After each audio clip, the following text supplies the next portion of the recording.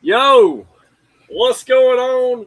Once again, we got Jed the Sloth starting us off. We probably gonna run this twice so I can get after it. I got one more thing to do over there in the kitchen. I ain't ate dinner yet, but we gonna get after this thing. I was able to go to FAW Wrestling Frontier All Star. I don't even know what it was, but it was cool, man. It was a good little show.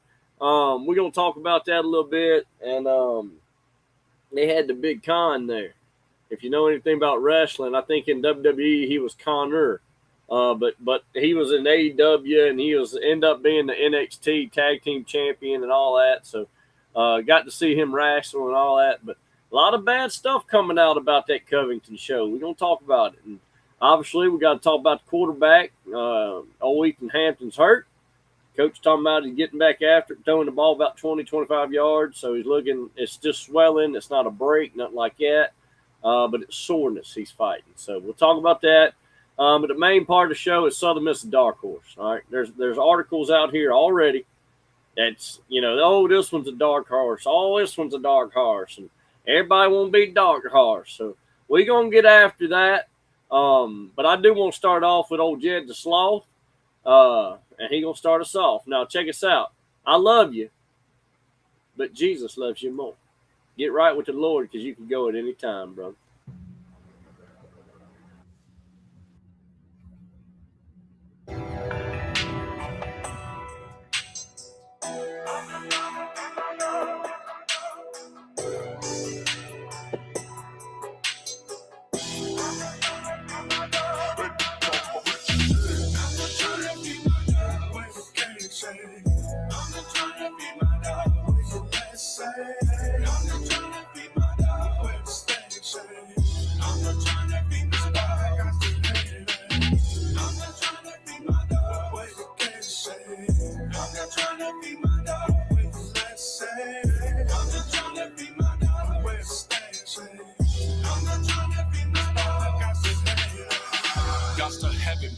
Playing for some big stakes. Let it marinate, trying to get a big steak.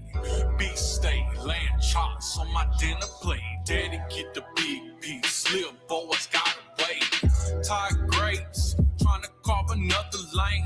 Her nails did, tiger's eye with the magnetic paint. No time to take a break, you can chill but I can't. I ain't go to country day, my father he ain't had no name. I take the reins, occupy the space. Post up in that bitch until it bleed, make it men straight.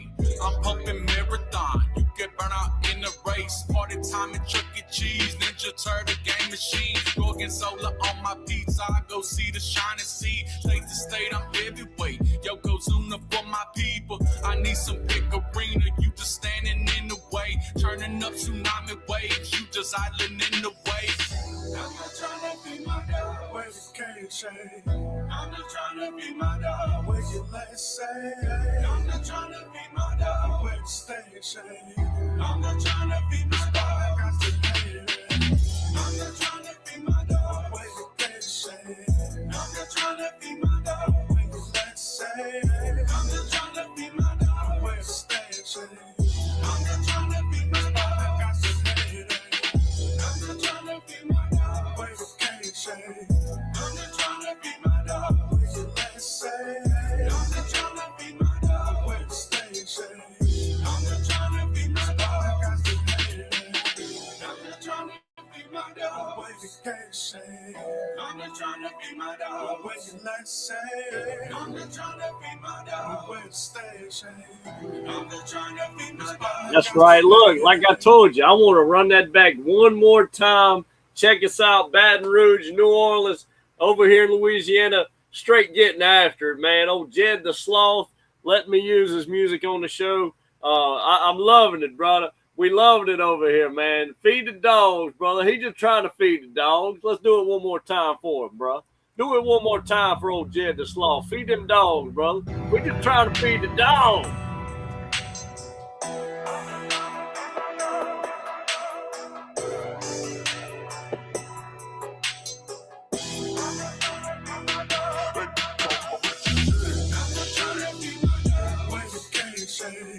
I'm just trying to be my dog. What you let's say? I'm just trying to be my dog. Where the station?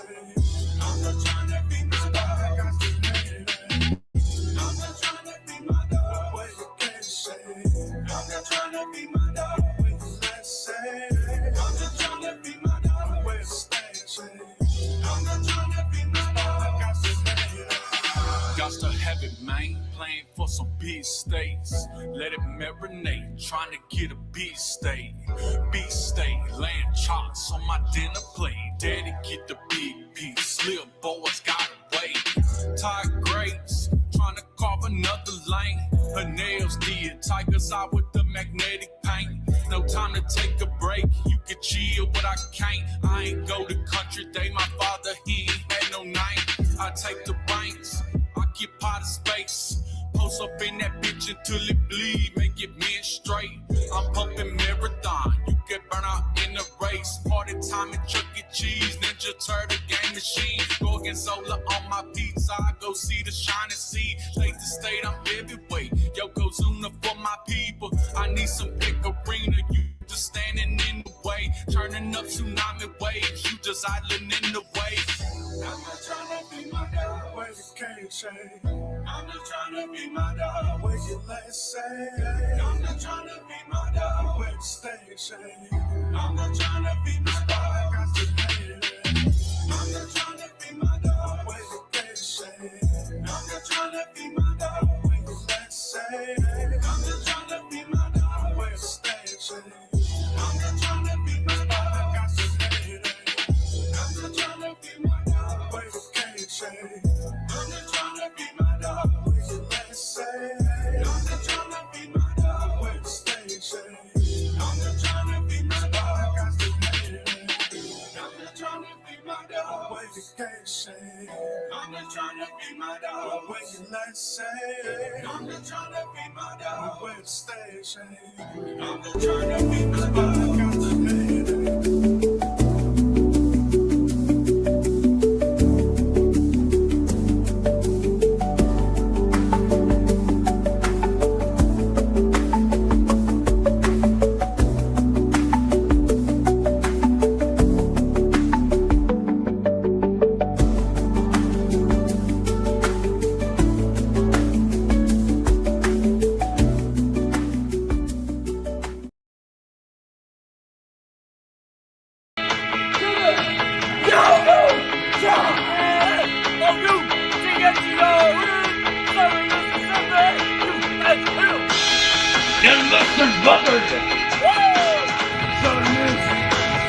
I got to hate it. Boy, I tell you, what is going on, everybody? Let me get on the right doggone screen here. Here we go.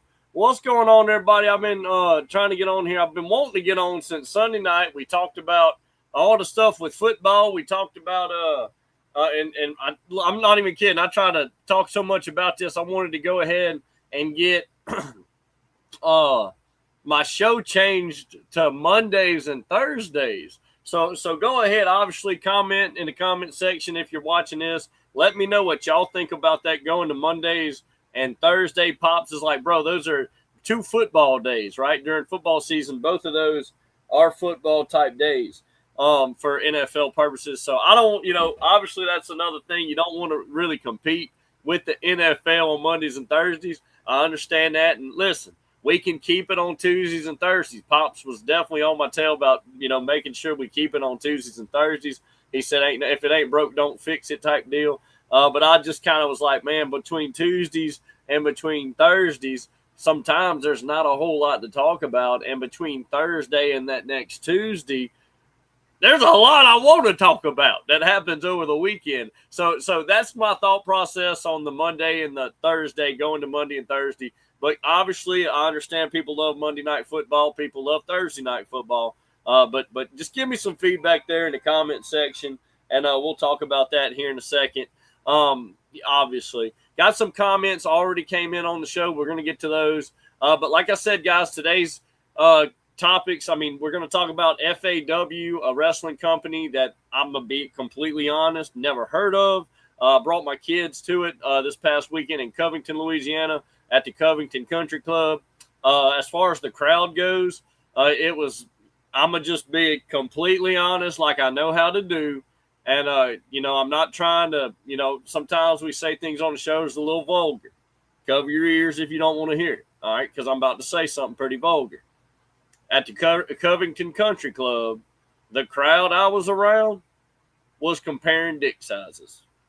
Okay, I know that's vulgar, but that's what it was. I'm watching wrestling, and I got Betsy and Joe over here talking about how much money they give to the Covington Country Club to be a member of this, that, and other. And the other one over here talking about when they're going golfing out there on the golf course. And the other one over there talking about how many people they can fit on their boat. And it was a comparing sizes contest, if you know what I mean. It was who's got the most money and this and that. And me and the boys, me and my kids, man, we sitting there trying to watch wrestling. All right. Now, hear me out. Please don't stop bringing wrestling to Covington, Louisiana. It's right down the road from me. I should just shut up and deal with it. I understand that. But I'm used to a wrestling crowd. Okay, I'm used to, a couple rednecks, couple people in the back drinking beer. Ain't supposed to be doing it. But they sneaking them in, Cousin Earl and Bocephus. I mean, come on, guys. You know what I'm talking about. That's what I'm used to, people hooping and hollering about the wrestling match. And not necessarily about what kind of boat they got, what kind of car they drive, how much money they putting into the this and that. That's not necessarily my crowd. Was getting to the show part of it. They had a whole bunch of wrestlers on the card that I knew, and they had a whole bunch that I didn't know. It was the first time I got to see a guy named Double K, Chris Keith. First time I got to see him wrestle.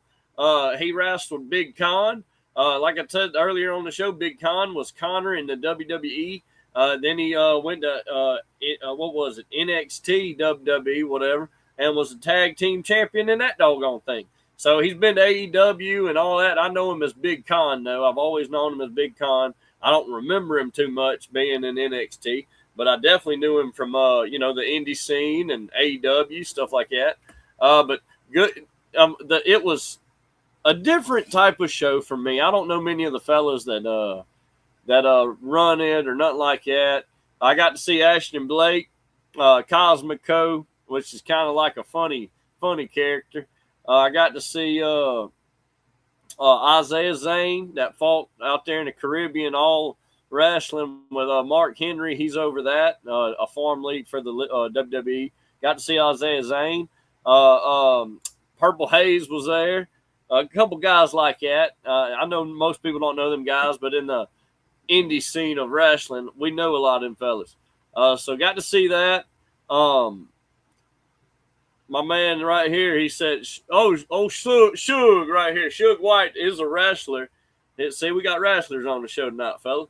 Suge, Suge, whatever they want to call him, man. This bad some gun here in the Louisiana territory.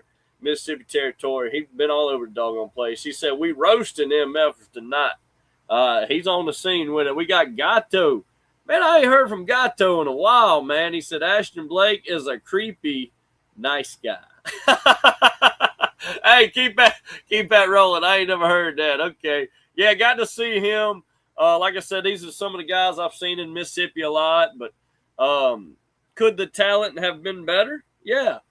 Talent could have been better. I mean, I could have seen, it would have been nice to see old Suge. Would have been nice to see, old Koloff or something like that. I had never heard of Double K. And like I said, I've seen a Big Con on TV a couple times, and that was cool. But we're going to wrap that up. And obviously throughout the night, if we have people join in on the show, want to talk about the FAW show here in Covington, feel free. If you're in the comment section, you want to talk about the show, keep it going. I'm definitely interested in talking about that show. That show could have been a lot better. I'm not going to sit here and cherry coat that. The show could have been a lot better.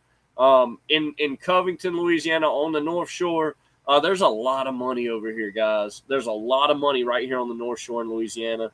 I feel like they could have brought in bigger talent. They had a guy on the card, Ball. A guy, Bobby I don't know, Beautiful Bobby. He was on there. I got to see Mustang Mike. He wasn't on the show. He wasn't in the car. Would have been nice to see him on the card wrestling. Didn't get to see him wrestle. But he was in the crowd. Stuff like that.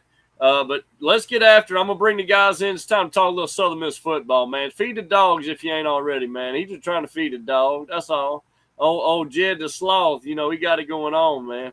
I like listening to him, man. A little local fella that over in Baton Rouge, New Orleans there that just gets after it. Let's get after the show, though. Time to talk a little football.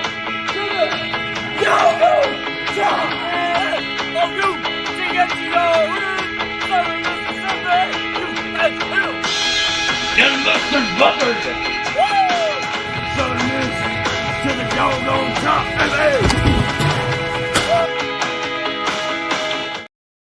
Boy, I tell you, what's going on, Mr. Eminem, my man, Matt Mason gang?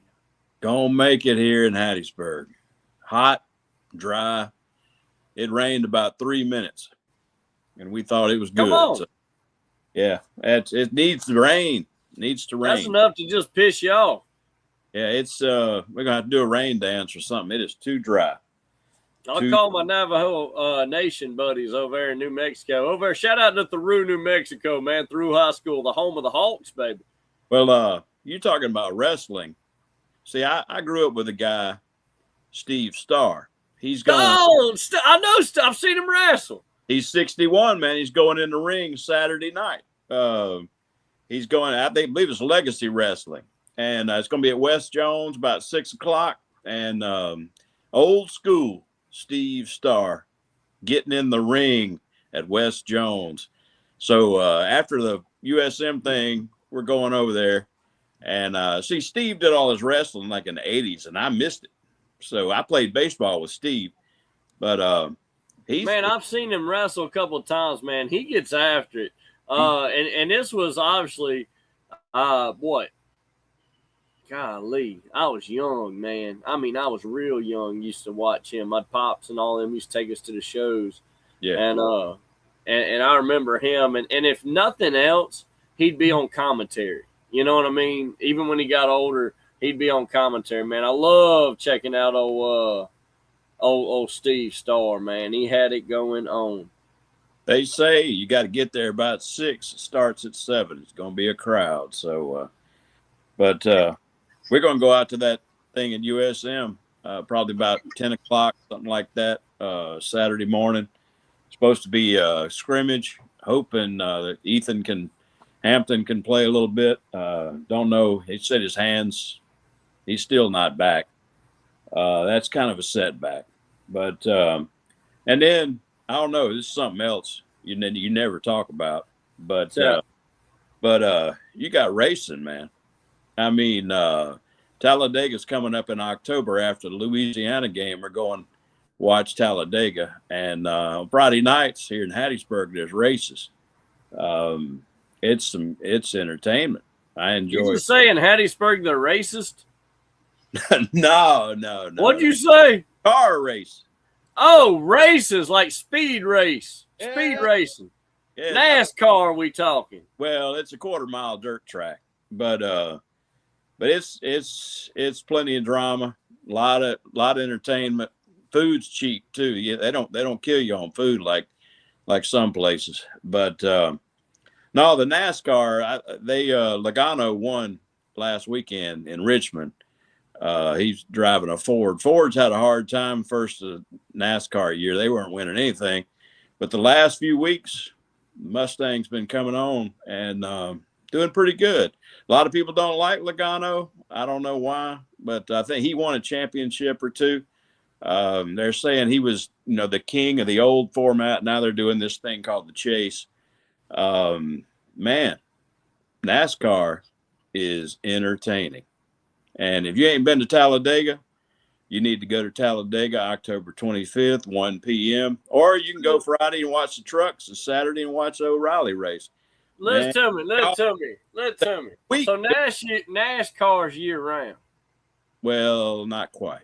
I think they stopped sometime in November or something.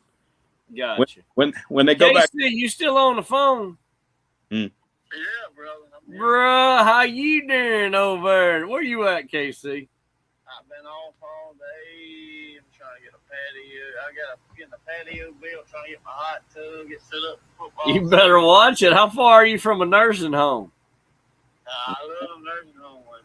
Let me tell you something. You ain't lived until you got to nursing home women in the hot tub, bro. Nursing home women. You get them nursing home women in that hot tub. How far you think, brother? How far you reckon the dang hot tub, not a hot tub, the nursing home is from the hot tub? I probably could fit about 10 nursing home women in this hot tub. Boy, that's all you need to tell me. That's all you need to say, brother. Let me ask you something, Casey. How you been? How you mom and them? Dude, I'm good, bro. I just, we doing good over here. Getting school kicked off for the girls. We just got an Airbnb for the Tulane Southern Miss game. We got a bunch of What? Hold on now. Pause right there. What you talking about? You done got an Airbnb in New Orleans. Airbnb down in New Orleans. I might have to. Hey, you got a floor? Does it got a floor? It's got a pool and a hot tub. If it's got a floor, I might need to be sleeping over there, brother. I don't need to drive home. It's pretty nice. We got a bunch of people coming too. Like Tulane will be painting black and gold, baby. We're bringing a crew. I know that's right. You know Hey, you know how we are, bro. We gonna show up. I mean, I don't know what the scoreboard gonna look like, but we gonna show up, bro. The boot is calling. The boot is calling some black and gold, brother. He might whoop us down, son, but we're gonna be there. Yeah, hey, we gonna set them up. They can't knock it. They might knock us down. But we gonna be there to set them up, brother. Let me tell you something, KC. You ever been to the boot? Yeah, but Mark took me. We went for a baseball game, but it wasn't like. Let me tell you something. You ain't been to the boot till you've been to a football game at the boot. They say it's gonna be Bikini Day that day. Is that true? That's exactly what it is. The theme for our game is the sororities. The sororities is the day at the beach is the game. So be prepared. Well, I'm gonna wear my swimsuit. That's almost better than nursing home. Well, some may say. Now, I'll be the. Mr. Man, I'm sorry you haven't heard all this, bro. We just talking. No, man, everybody got it, brother. It's part of it. Let me tell you something. So what's the deal? Give me a little spin on the hot tub. I've been keeping up with this on Facebook. I got a daggum hot tub. We bought $1,000. Man, my little girl just we stained it. It works great. Now they coming to pour the concrete, do the concrete tomorrow. So I'm gonna whip this baby around here. In the back, and I'm gonna have my little flat screen set up, my little outdoor furniture. What kind of movies you making over there, brother? It's gonna. Anyways, KC, listen, we got topics on this show which we usually don't ever get to, and we don't ever even know they're there. But is Southern Miss a dark horse, and the quarterback already hurt, brother? Let me tell you something. Southern Miss is a dark horse. I told David Schultz from Locked On something about that this morning, and he's like, "Hey, you for real?" Well, hold on now. You can't just throw the old dark horse term around like that, brother. When you say dark horse, are you trying to tell me to win conference? You trying to tell me they're going to go to the playoffs? I mean, what kind of a dark horse are we talking? We're going to win 4 to 5 games. Well, that don't sound like a doggone dark horse or nothing to me. 4 or 5 games. Oh, he's a dark horse to win 5 games. No. Talk to me, brother.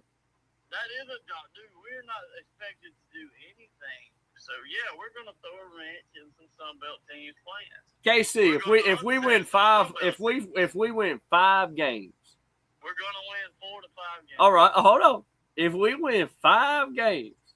Are you going to sit there and tell, Southern Miss was a dark horse this year? They won 5 games. If we win 4 to 5 games, it'll be a success, and I will be happy with Blake Anderson. Talk to me, Eminem. What you got, bro? 4 to 5 games. That's reasonable, but you're missing the point, Eminem. The dark horse. What does it? what is a dark horse to you? I mean, everyone's saying Southern Miss is a dark horse. I mean, dark horse to win the conference, dark horse to go to the playoff, dark horse to win the Heisman. What we talking about the dark horse, brother? Sounds like even the coaches don't know the too deep of any of the players, that nobody's got a position, and it ain't even, it's fixing to be a game in a few weeks. That if they don't know what they got, then nobody knows. So they could end up winning 6. You read, people in the journalists, they're writing everything. They're saying some of the talent is underrated some places. I looked up, like, when Roman's leaving, I think there's somebody can fill in. I think, they had Roman as a guard, and Nunnery and Maui are guards, right? That's right. So now Roman was in his 7th freaking year. He's so beat up he had to quit, didn't make it through college. But dark horse, that means unknown. And I heard Coach today, he wants to at least have his line and his offense generally intact after the scrimmage on Saturday.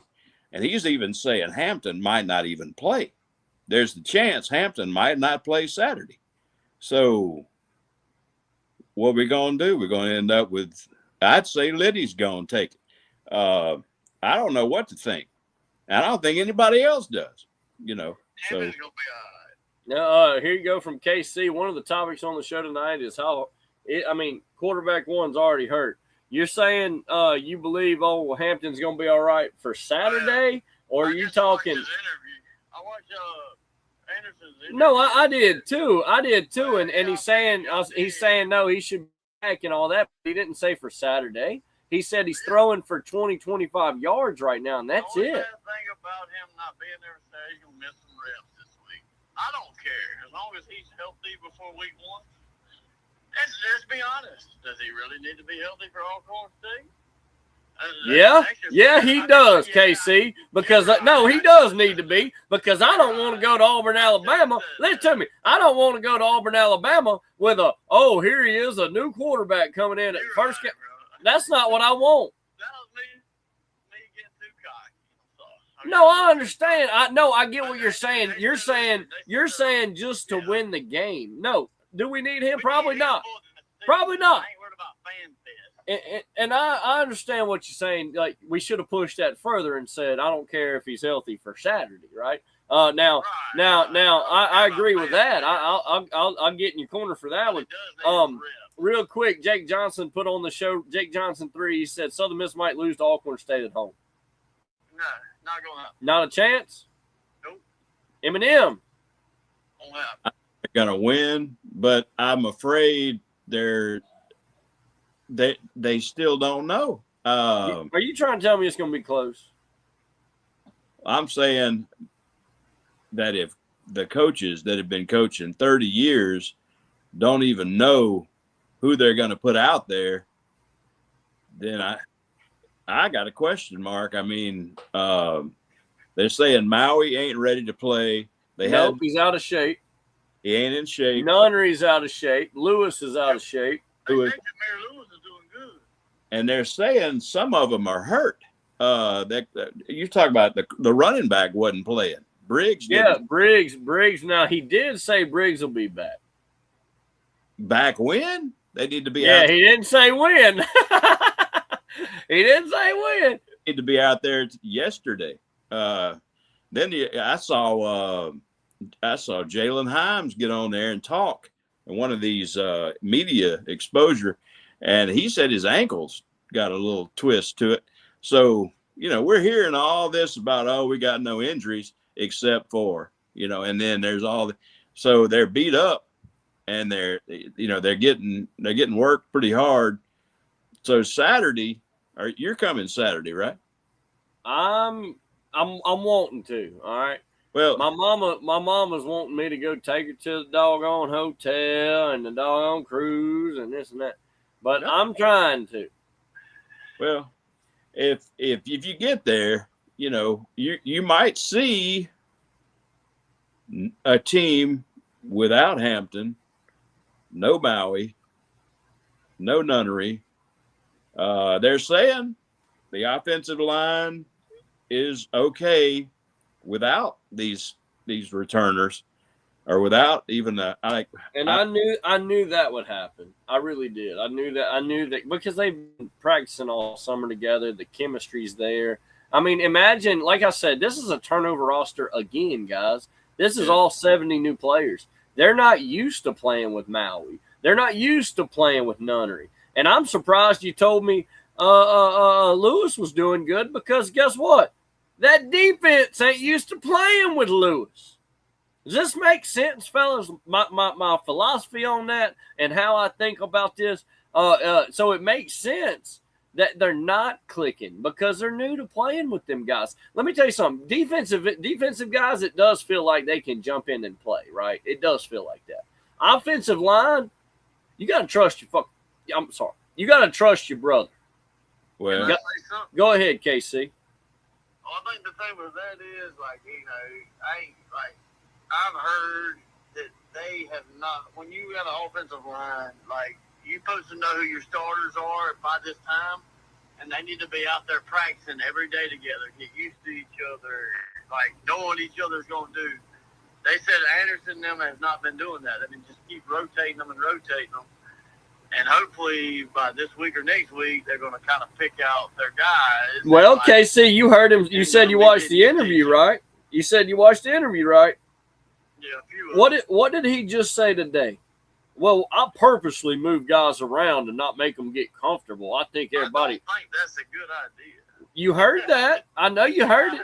If y'all watched the interview today, if you watched it today, that's what you're talking about right now is exactly how, and I'm adding to it. That's how I felt. What you said, I hit on all cylinders. This moving the O line and just putting them in and out and everybody getting playing time, everybody doing this, everybody rotating, all this. What are you creating? They need to know who they are and what place they're going to be all the way. Look, and ain't it more important to me? Listen to me. Ain't it more important so the running back knows the holes and can start trusting the O line, so the quarterback knows which lineman he can get behind? I mean, I'm just being real. I was playing quarterback myself. Hold on now. Playing quarterback myself, I love my O-line. I don't think there was an O-line. Well, there was out there in New Mexico. But I don't – other than that, look, I love my offensive line. And I'll tell you one of the glaringest things that I'll be the first one to admit, and most people want to hide behind, is the fact that they didn't have a favorite, all right? I did have favorites. There were linemen that I saw him line up and I knew what the play was. When I drop in the pocket, when I drop back, I'm going to kind of stand behind Tony. Because Tony, every single time, he's got my back. That son of a gun, I know what I'm getting out of him. You see what I'm saying? I didn't really trust old David over there on the left side.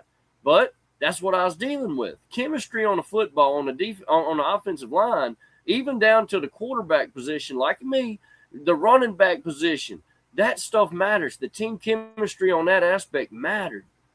Go ahead, Matt.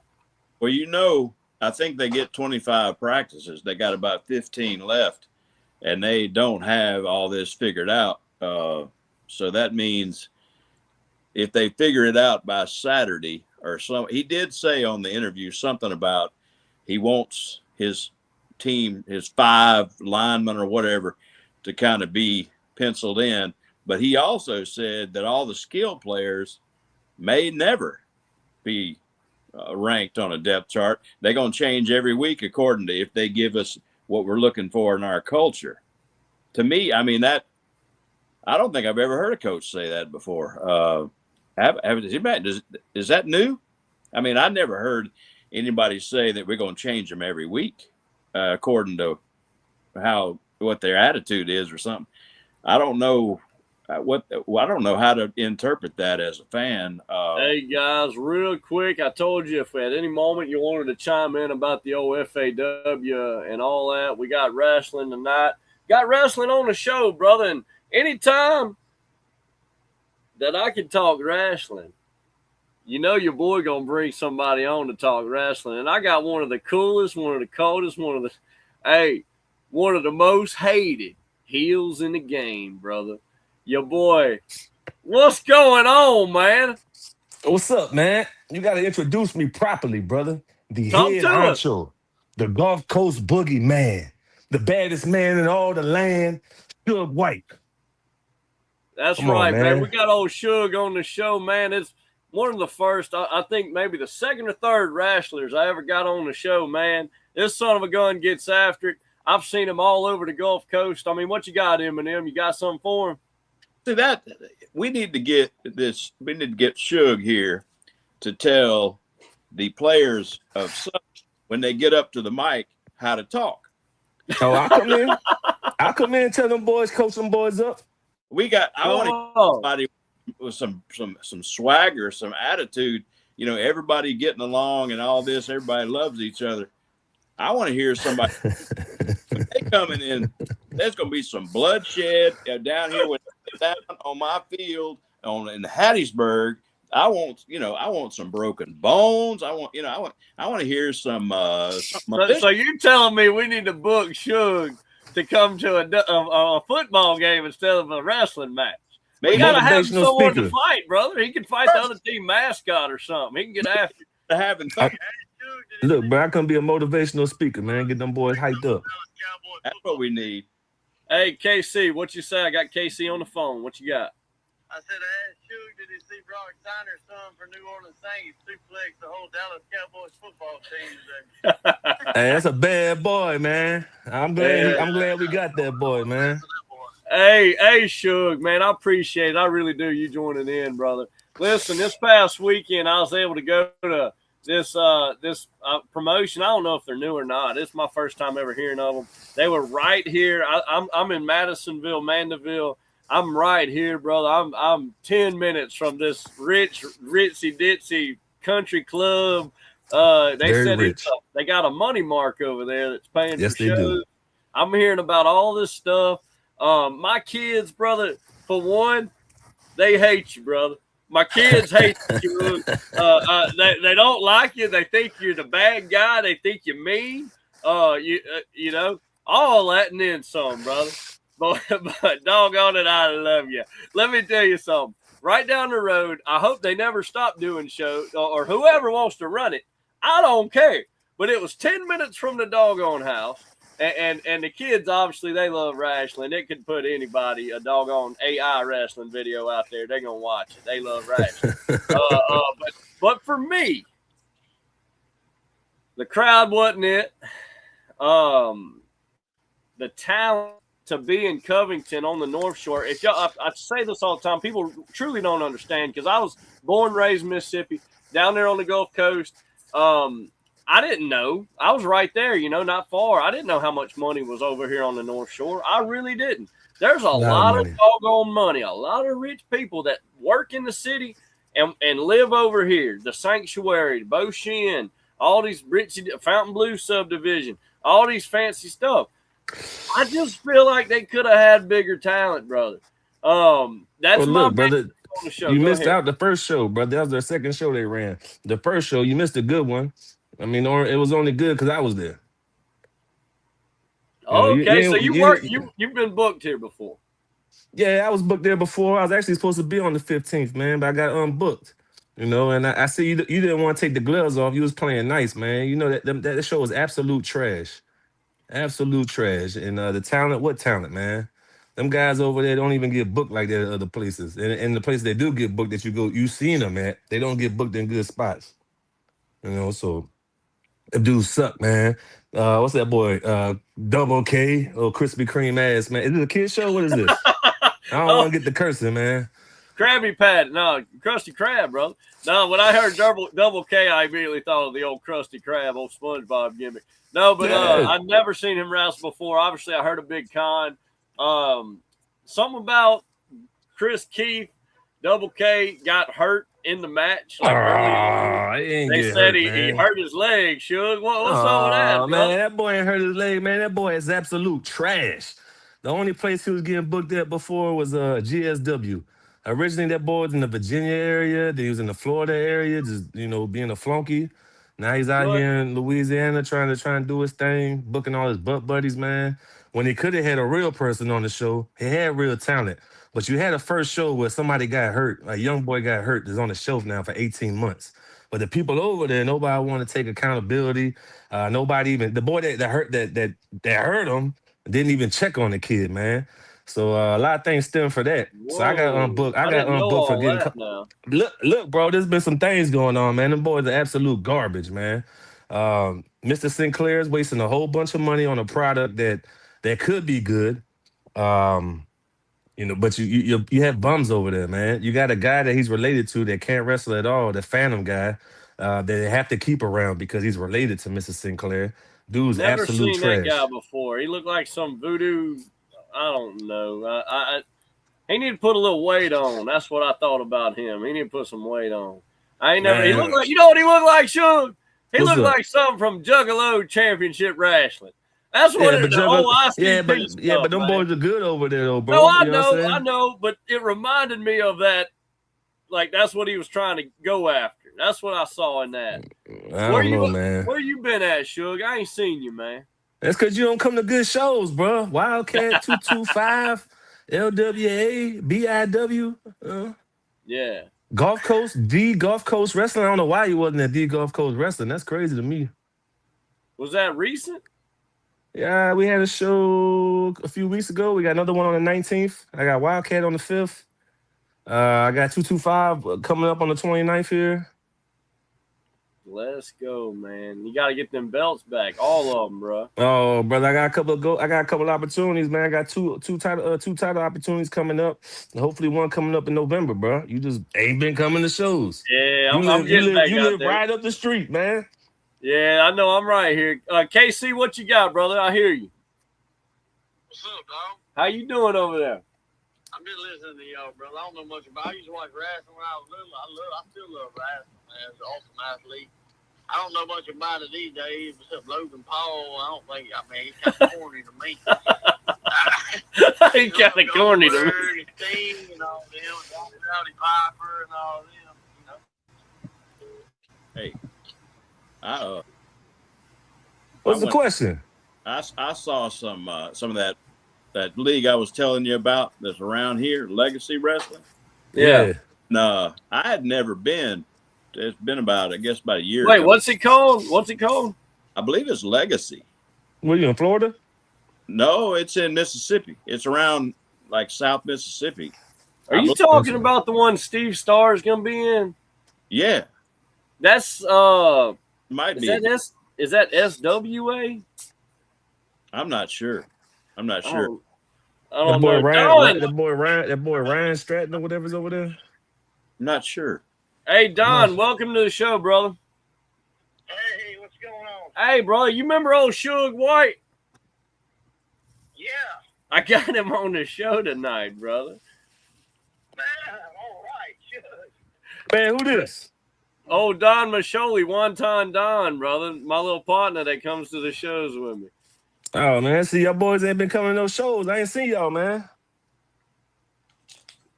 Yeah, The show you decided to go to is trash. You know, it's something about you and trash promotions, dog. What's up with that?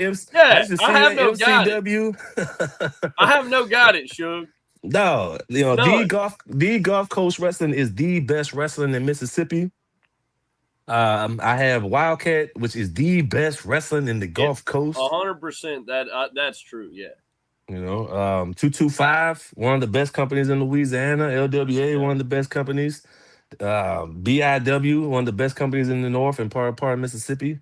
See, whenever we heard that Covington was starting to get shows, all right, and I wish on the North Shore there's so much money here, like Slidell, Mandeville, all the way over to Hammond, Ponchatoula. 225 had a show in Springfield at Bahies. Yes. Yes, Bayhies or whatever, Bayhies, whatever the hell. And I've been out there. I was actually dating a bartender out there at one point, but that's probably why I didn't show up. You know. Yeah. Hey, Don, brother, we line them up, brother, and I'll knock them down too, brother. 18 to 80, blind, crippled, and crazy, brother. I'll see them all, brother. Yeah, I ain't mad at you, dog. I'm on the same tip, bro. Same tip. Nah, Suge, where you at next, brother? I got 225, August 29th. I'm in a fatal four-way. Christian Blake, Vladimir Koloff, Braxton Hunter for the heavyweight championship. How you feel about that game changer, brother? That Christian Blake game changer, brother. Man, listen, brother, you can at Christian Blake and let him know I said this. It's a cakewalk for me. Come on, brother. Hold on now. Man. The Raging Cajun, he played over at Lafayette, Louisiana. Man, that's cool, bro. I played in Maryland. I don't care. What you saying? All right. I give you that one, Suge. Oh, what about Big Daddy Vladdy? Oh, Vladimir Koloff. I've whooped Vlad before, man. What you saying, he's talking about cannonballing you or something. Man, that boy ain't cannonball nothing, man. I'm gonna put his ass down, man. All three of them boys are getting put down. I will be the new heavyweight champion for 225. I'm already the king of Louisiana, so it only makes sense that I start collecting all the gold around here. Wait, and who's the third fella? Braxton Hunter. Yeah, he run with that boy Jay Smiles. Yeah, yeah, easy money, See, yeah, your reaction already says it all, bro. Yeah, I know you're talking about. Yeah. I think he's too busy being a daddy or something right now. I don't know. Man, he better stay at home. He better stay at home, be a daddy, man. Yeah, he don't want to get a daddy hurt or something like that. Yeah, Suge, I appreciate it, bro. Good to see you on the show, man. Anytime, you're welcome here. You talk football, brother? Yeah, I talk a little bit of football, man. More NFL than college. I stopped watching after I played ball. What you think about these? Like my kids. I'll give you a good example. We talk about the Steiner kid at playing tight end for the Saints and this and that. And my kids are like, "Hey, pops, I want to be a wrestler. I got to play football because that's what wrestlers do. They play football to be a wrestler." So what would you say, Suge, to be a wrestler, brother? Do you got to play football? It seemed like everybody, that wrestles in our history, Eminem played football, right, Don? Look, I'm gonna be real with you. You don't have to play football. The only thing which I would have done when I was a kid was learn a martial art. I would tell all kids go learn a martial art. I had the opportunity to go learn karate. I walked in the karate dojo, whatever you want to call it. I was a little kid. I told my mom, I'm like, "Oh, this is gay," and we left. Hindsight, I'm like, I'm hindsight. If I would have gotten to karate and stuck with it, I would have been a better athlete. That would have made me a better football player. But it made me a better wrestler. Who knows what else it would have brought me? So no, you don't have to be a football player to be a wrestler. There you go. That's a myth, Don. So what's the story on? You don't have to be the big cat Ernie Ladd, brother. So Suge, like how many hours a week you got to put in to stay competitive in a wrestling game? Oh man, you gotta train all the time, but coming up, you have to put in a lot of hours. If you go to a school, they're gonna have a class at least 3 times a week, which are 3-hour sessions. So, and that's not even enough time. So you might put a couple of years just in training alone before you actually start getting matches. But some of that honestly is really really dependent upon the individual. Well, how you had the class like what is it? They take them in when you're younger, or you keep going the whole time forever, try to learn stuff, or what? So any top tier school, you have to be at least 18 years or older to get taught the basics. Once you learn how to taught to properly protect yourself and your opponent, and have at least a 5-minute match, you should be able to move on. And then from there, you hit up seminars or other schools and just try to refine your craft and just keep working. But essentially, you need to find a proper school and start there first. It could take anywhere from 6 months to a year. It could take less than that. Again, it really depends on the individual. Yeah. Well, that's like I said earlier, when I went, I didn't know what to expect. I knew Steve, and he was some kind of a promoter or something. And I just went because my friend wanted to go and I wanted to talk to Steve. But when I got there, I was impressed with the athletic. I mean, they had dudes that were 300 and something pounds flying through the air and whole thing, landed on the cement, all that. I'm going, it kind of hit scratching my head. I'm thinking that an average person can't just do that. No, we can't. We do. No. Hey, truly, we end up in the hospital. Yeah, it would hurt bad if you hit wrong. And then we don't know how to land like that, brother. There was the drama. You could tell. There was these guys, and then the kids. Man, the kids. It was at a school, and all the money went to the basketball team or something. But it was so loud in there. I'm talking about some spirit was going on, and it was entertainment, man. I love it, yes. brother. I love it. Shug, who we crediting all this training to, brother? Who you? Well, for me, I went to Wildcat Sports, which is ran by Luke Hawks. I know a lot about old Luke Hawks, brother. And as you said, the best, brother. He's the best of the best, man. I mean, one of the best, yes, definitely. I think I've seen you on TV, Mr. Security over there. You know what I mean? So. Yeah, man. I've been on TV quite a few times, man. What's crazy is all three major promotions in North America I've received checks from. So, that's fire, bro. That so is hey, fire. Man. Well, hey, whether it's $1 or $1,000, brother, that's fire. Getting paid, brother. Getting paid. I know that's right. No, but listen. I ain't gonna hold y'all boys up, man. I know y'all got a talk show, man. So y'all gonna talk about football or whatever. Anytime. We're gonna come check in on you. We want to see some gold on this show. We want you to bring the gold to it, brother. Listen, the youngins might hate you, but we love you. I don't know why you youngins hate me, bro. Because all the other youngins out here, all these other shows, they love me. So it's crazy. They think you're the bad guy, bro. I don't know what it is, brother. But I think it's cool to be bad now. They love the what's it? Cannonball crap and all that. That corny dude. That's corny, man. Hey, real quick, before you leave, you got some explaining to do. Help old Gato out here. What's this all about? This $400? I know you're trying to get over here, but you got some help. I wasn't trying to get off of here, man. I just know y'all boys got a show, man. I can sit here and rap all day, but so that boy Ashton Blake, man, from what I heard and seen screenshot wise, he got catfished by a chick named Lexi Gomez. That was the profile, but it was not the real Lexi Gomez. Shorty said something. I guess her car was broke down or something, and she needed some money. And Ashton Blake fell into the trap. Sent that money over. Never got to see the chick. Thought he was gonna get some play. No, thought he was gonna do something. And the whole time, once I found this story out, he was gonna get him a little bit. Hey, $400. I've been getting more than a little bit, man. Because I take it to Chef Highway. Chef Highway, bro. We got $40 hoes out here. My goodness. I mean, he got $400. Go ahead.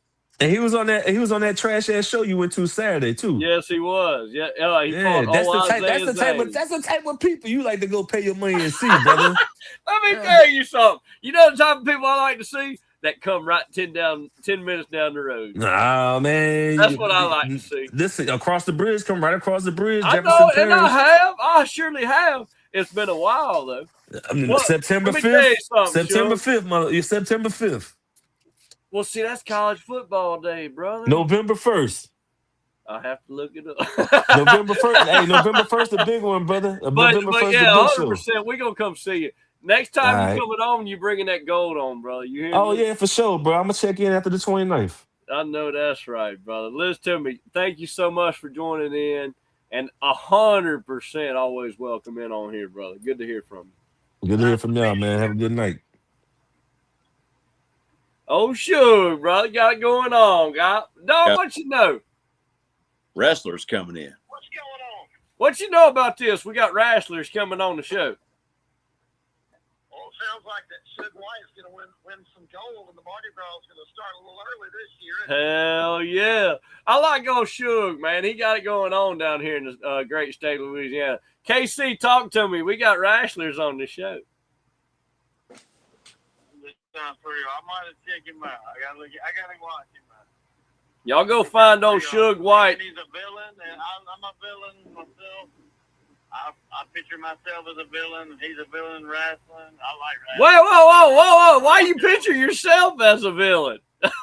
You said I see myself as a villain. Eagle pose plus. They all kick me off all the time. They think I'm like the biggest Southern Miss hater, and I'm actually the biggest. No, you're the biggest Southern Miss supporter, man. What they talking about? I'm not a tater tot. They don't like it. I just keep it. Well, you don't pump sunshine and rainbows. I got years. I got He's big a ball. Southern Miss fan. He's not a Group of Five fan. I'm a Southern Miss fan. I love that, Don. Well, talk to me, Eminem, old Matt. Tell me, brother, what you think about old Suge, man? Well, if he's a wrestler, I don't know what he was smoking, man. Did you see what he had? Something puffing in. I don't know what you're talking about, brother. I didn't see nothing. Air when you're flying through, landed on something. You got to watch where you land, and I'd never been for about a year ago. I went, and I think I've been twice, 2 or 3 times. It's way more athletic in person than it is when you just kind of glance at it on TV. And I want you to know something. He's a big fella. I wish I would have asked him right before he got off, tell us what your Instagram, Facebook, all that stuff is so we could follow you. But it's Suge White, S-U-G-E, White, W-H-Y-T-E, Suge White. And got to follow that fella. He's the head honcho. He goes by the head honcho, Suge White. He down in New Orleans? Yeah, Baton Rouge, New Orleans. He wrestles all over here, but he's also on almost every show over there in Mississippi as well. And when he tells you a show is trash, Don, I believe him. When he tells me these guys aren't trained or they don't take it serious or they're not working out, up to par, Don, I believe him.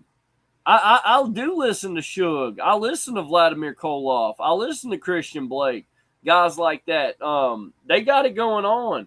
Don, you've seen, I think, every single one of them guys wrestle, yeah? Yeah, they take their craft very seriously. Don, just kind of talk about kind of the shows we have seen about Suge and kind of tell the folks, like, when I tell you folks, the guy takes it real, he lives for this stuff, man. He's intense. He's an entertainer and he's a competitor, and you better hope he wakes up on the right side of the bed. You don't cross him.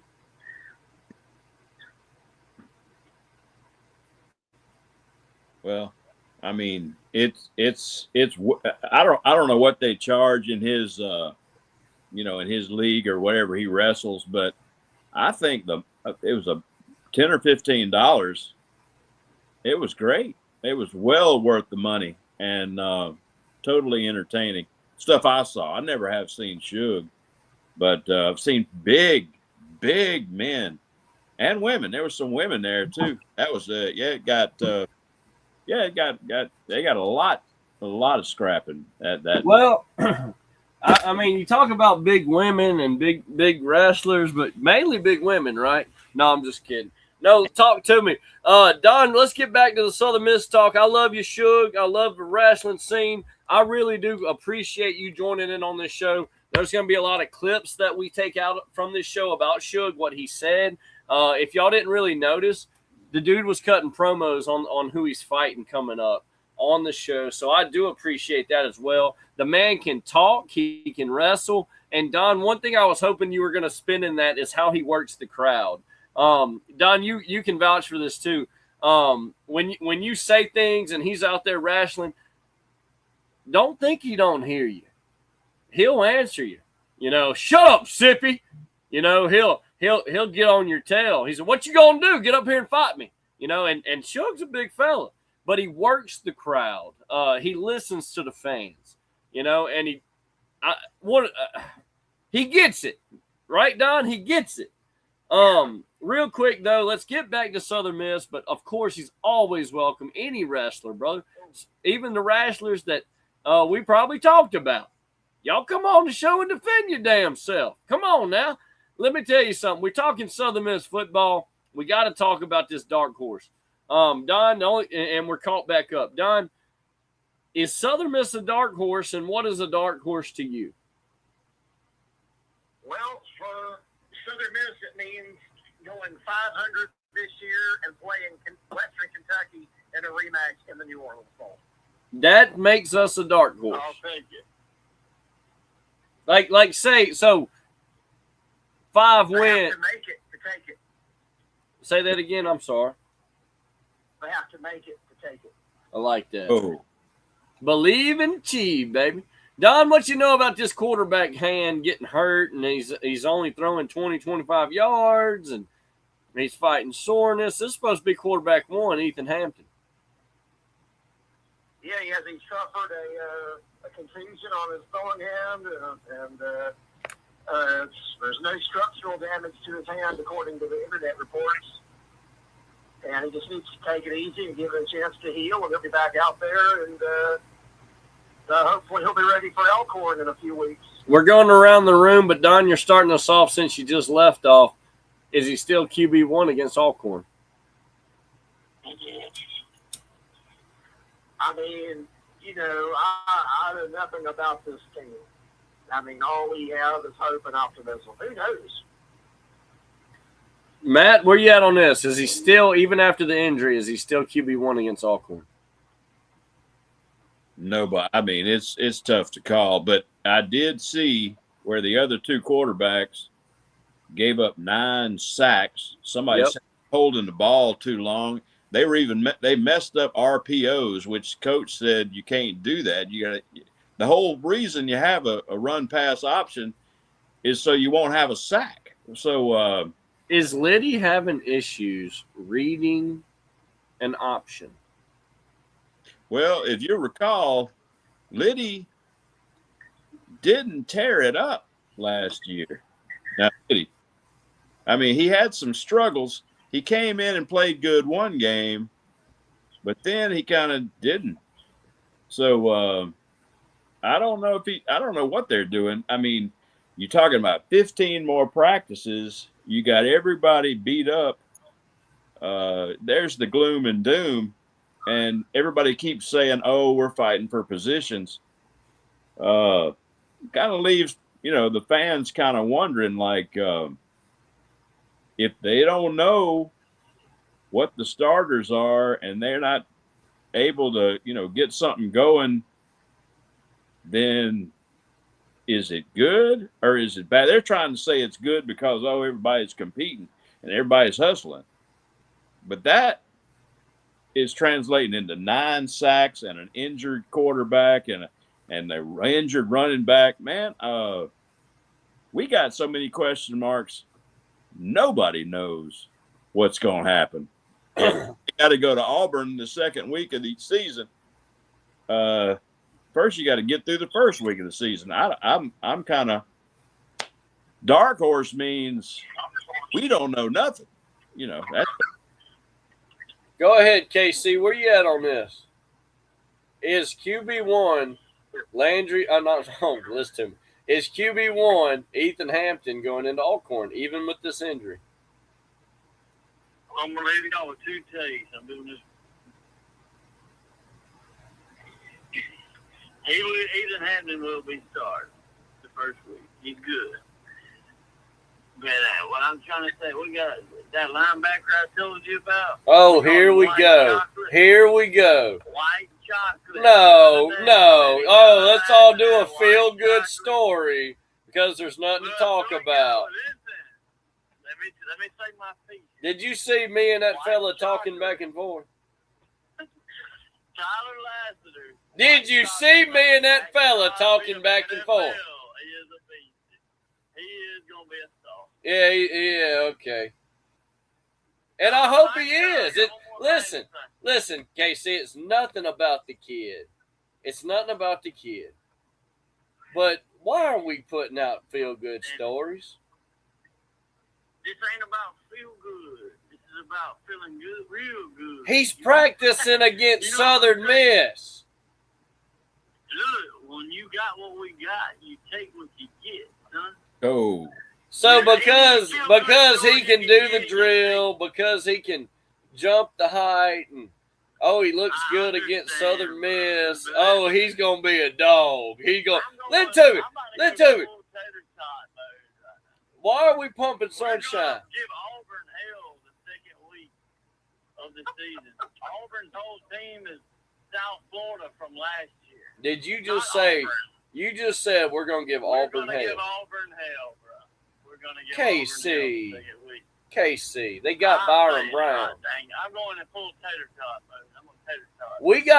We're going against Byron Brown. Did you see what he did at South Florida? The quarterback. Yeah, he put up 50 points against us. Thank you. You know what this man is capable of doing. But that still means, like, you know what I'm saying? Like, Indiana didn't know what they had last year. Are you comparing Southern Miss to the national champion team, Indiana? All right. Do you remember Bishop Sycamore? No. High school team that made a fake high school? And it was all like 30-year-olds? Yeah, I do. I surely do. Yep. That is the funniest shit that ever happened. That was the fun. I agree. Why can't that be us? Like, anything can happen, bro. No. They made a fake football team and still got beat. What do you mean, can that be us? No, let me tell you something. You know what we're going to give Auburn hell at? You know what we're going to give them hell at? Writing the damn check. Go ahead. Writing the check, KC. That's about all the hell we're going to give them. Is a $1.8 million check. How close does it have to be to be? If we had an offensive line, I'd feel a whole lot better. Don, are we about to give Auburn hell? No, the dark horse is going to be the lame horse on September the 12th. Eminem, talk to me. What you got? How close does it have to be a success? I mean, within 14, 17 points. A half-point underdog. If we don't get beat by 20, I'll be happy. If we can keep it 14, 17 or 14, 17 points, I'm good with that. But if we get beat by 21, bruh. Screw the Auburn game. The Big Ten is against Tulane. I know y'all all big Tulane fans, but we can't go down there and play with the boys and get Will Hall. We're jug meat, son. You think we'll beat UConn, KC? Why are we skipping UConn? Why are you skipping UConn? He's gonna tear them boys up down here, bro. Eminem, is the Heat going? We'll play them in August. Why do we keep talking about the Heat? What's the deal with this? Hold on, KC. I can't walk outside. I live down here. I gotta go back in by 10 o'clock. I gotta cut my grass to get back in. I know them boys gonna be struggling. Wait a minute. You got a great point. Wait, I know about the cutting grass in the heat. Yeah, now, you do, don't you? And these people in UConn, I don't think the heat is the biggest problem. You got a team that's got almost as many transfers as Southern, with a new coach, just like Southern, having to travel, 800 miles and come to Hattiesburg on early in the season with a new team. I don't know what their record is going to be. Where they going to have 2 games? And then we haven't dove into schedules yet, but we will, guys. That's going to be on Thursday. But let me ask we're diving into our opponent's schedule on Thursday. Let me ask you. Don't jump the gun, doggone it. Wait, what's it going? How's everybody going to feel if they go into Tulane 1-2? What's going to be? How is the fans base going to travel? Are we going to are we going to Now, have? hold on. We going to Let me tell you something.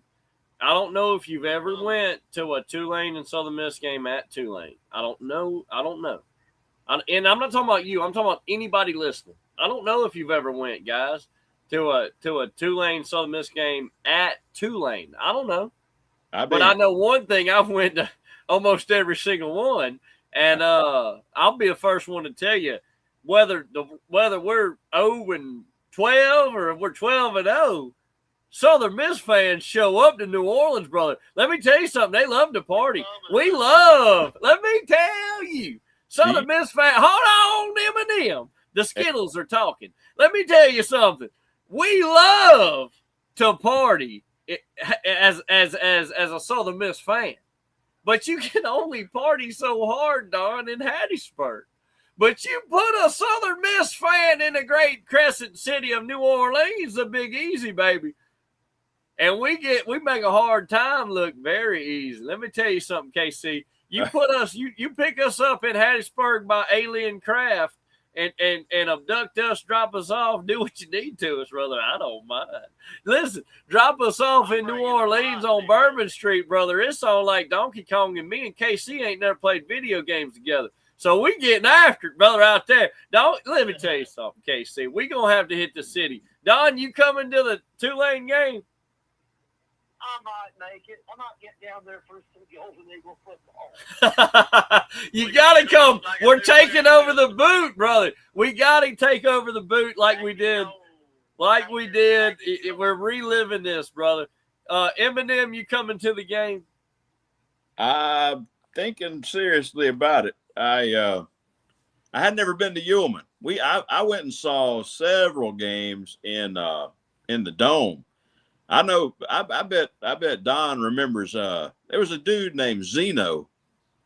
Southern went in. Mark Zeno. He was a receiver, as I recall. He said he was leading the nation or something. But it was back when I was pretty young, and Southern they were a dark horse, and they were kind of like, oh, they're that team that got beat by Ole Miss or whatever. But you go down. And they won. And I went with the baseball team. I think we had some. It was like fire down there. The team woke up that day. I don't remember what year that was. Gosh, it was in the 70s, I guess. But man, no, that was the 80s. Tulane beat us in 1986. They beat us 35-20. And we had a 6-5 record, and we didn't go to a bowl. And then we beat them when Brett Favre got his first college game ever. We beat them in Hattiesburg. Wait, they didn't win. When did they win in New Orleans? They won something. I thought I could have swore they won. 1988, in Curly Holman's first year in 1988, we beat them 38-13 at the Dome. That might have been it. And the Dome, the Dome was breathtaking to what if I get 88? Let's see. I was about, was that long ago? 88. Yep. Seemed like I went before that. Seemed like they played in the 70s. In 86, they had Terrence Jones and Mark Dino, and they beat us 35-20. Dang. Guys, I know this has never happened before, but let me take like a 30 to 45 second break and call Pops real quick. Just check on my Pops, man. He ain't texts me back, and that ain't like my Pop.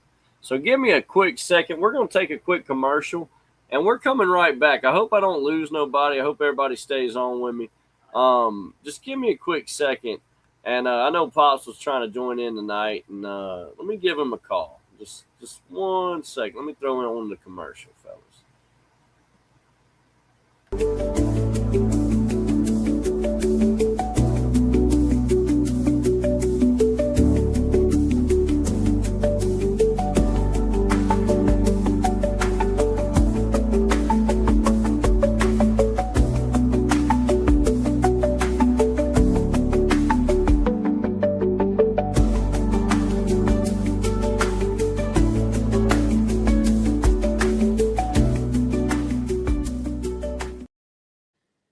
right, guys, I'm back already. Everything's fine. Nothing like that. I just talked to my dad. We're pops is straight. Don, I still got you on. Yeah, man. Awesome. Okay, I was just checking. You know, I if one thing's for certain, I love my family and I love my daddy. I got to grow. I was blessed with all that, and you know, it's a blessing to be a blessing. And it takes 5 seconds to call and check on somebody. All right. Look, it ain't nothing wrong with that. I don't care. I hope nobody left or felt any kind of way. Listen, real quick, jumping right back into the conversation. According to Dima Mixon, that Landry Liddy did. Okay, there you go, Eminem. Had 9 sacks and offensive line looked lost during the scrimmage this past weekend. Haven't worked on any red zone plays at all. What? They We ain't worked on any red zone, so we don't expect to get down there? Well, talk to me, Matt. He said they walked through some today, but that I mean, I don't know. I'm not going to say I know anything, but you got 15 practices left, and some of them are going to be game week. You're supposed to already know everything. So if these guys, I've said it before, if these guys couldn't play when they got here in March, they ain't gonna get it. I mean,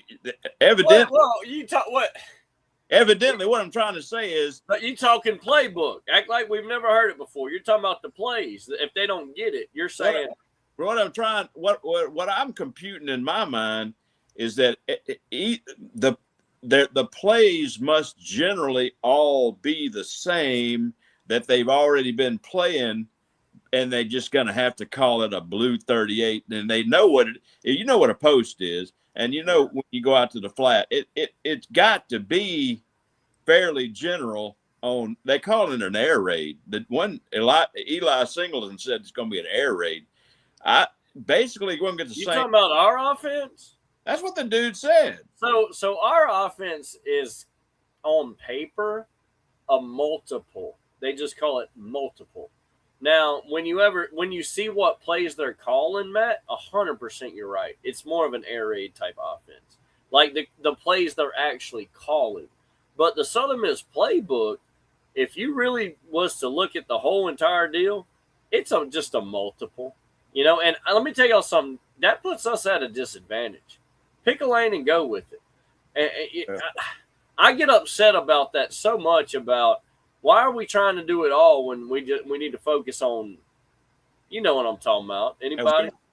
If we run into this whole thing where, there's these 2 guys that aren't in the right place, we're going to have a really, really long – it's going to be tough to watch. Bad, man.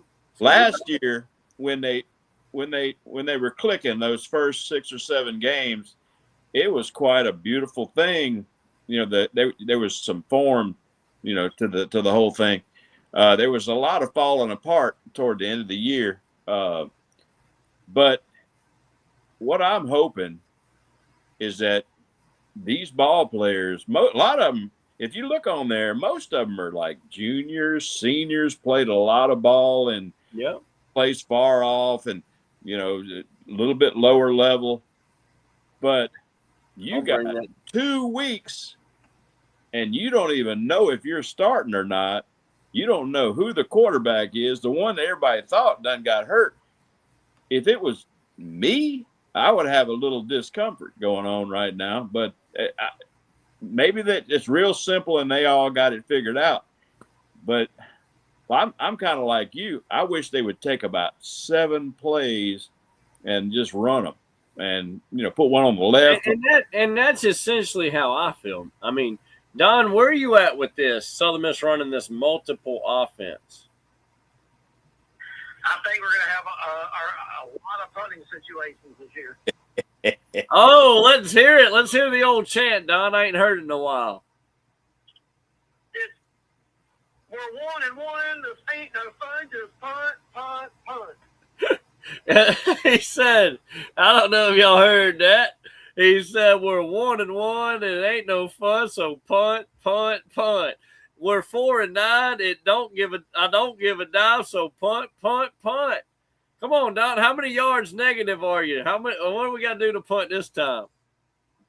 We're in a hole. Ain't got no bone. Just punt. Hey, real quick, brother, I got old Pops backstage. Let's check in with the Pops. Out there in El Paso where the Sun Bowl's played and Miami ain't never gotten a win in the Sun Bowl, Pop. No, neither has that. Yeah, Southern Miss ain't ever got to win it either. Well, we ain't played in it either. Yeah, y'all played in it 1953 and 1954. You lost both of them. What'd you say, Don? Don's over there on the phone. Twice. Talk to me, Don. What do you know about this? Southern lost the Sun Bowl twice. Are you serious? Yeah, 1954, 1903, and 1950. No. Let me talk to you. Eminem, you listen to me? Yeah. Miami has lost 2 in the Sun Bowl. I think they got it confused. Whoa.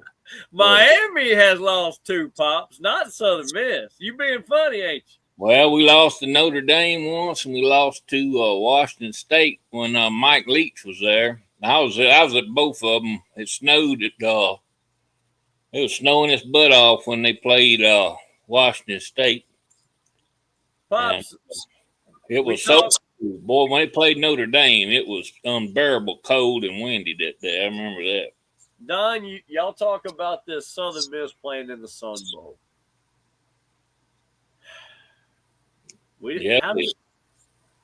Talk to me, Pop. What'd you say? They lost to, I don't know, Pacific University or Pacific. All I saw was it said the Pacific Pirates, and then they lost to Texas Western or whatever. Talking about in the 50s? Yeah, they lost. It came back-to-back years, though, 53, 54. Well, it's because Brett Favre wasn't born, Pop. So, did you look?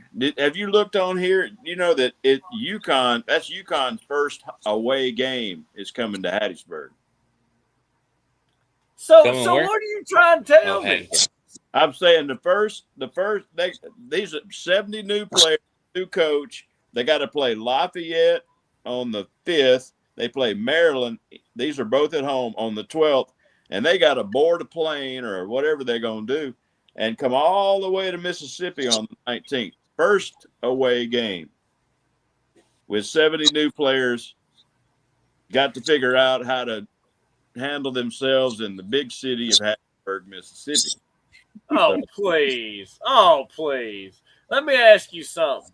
Don, I want to start with you. Let's go around the room. We're going to say Pops for last because it'll be personal with him. Just wait on that, by the way. Don, talk to me, man. Traveling that far. I think Eminem said it was like 800 miles. And that's not only that, it's their first road game. And look, let me keep it going. KC said something about the heat. They're not used to the heat. Don, all these factors. Are we supposed to win against UConn? I mean, do you think we're going to win? Just what is your expectation in general about this UConn game? I think we're going to win by a point. Say that again? I think we're going to beat them by 1 point. 1 point. Hey, that's good. Come down to the wire. Hey, you know what? You talking high scoring? No, I think we're going to beat them 17-16. Holy cow. Matt, where are you at with all these factors? Heat, travel, first road game, the distance. What's your expectation? That one is going to be an opportunity that we're not going to have somewhere down the line because these guys are what you might call a dark horse because they got a new team, new coach, got to travel all the way from Connecticut. And I don't know how that is quite a road trip. Yes, it is.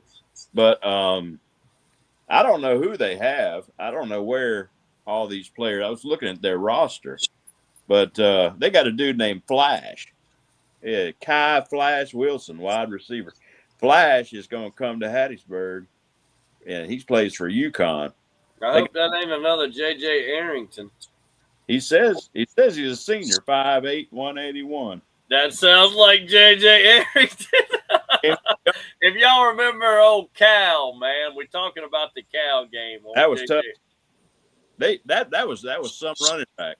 Yeah, he was, wasn't he? But lastly, Pop, well, I want to get to you.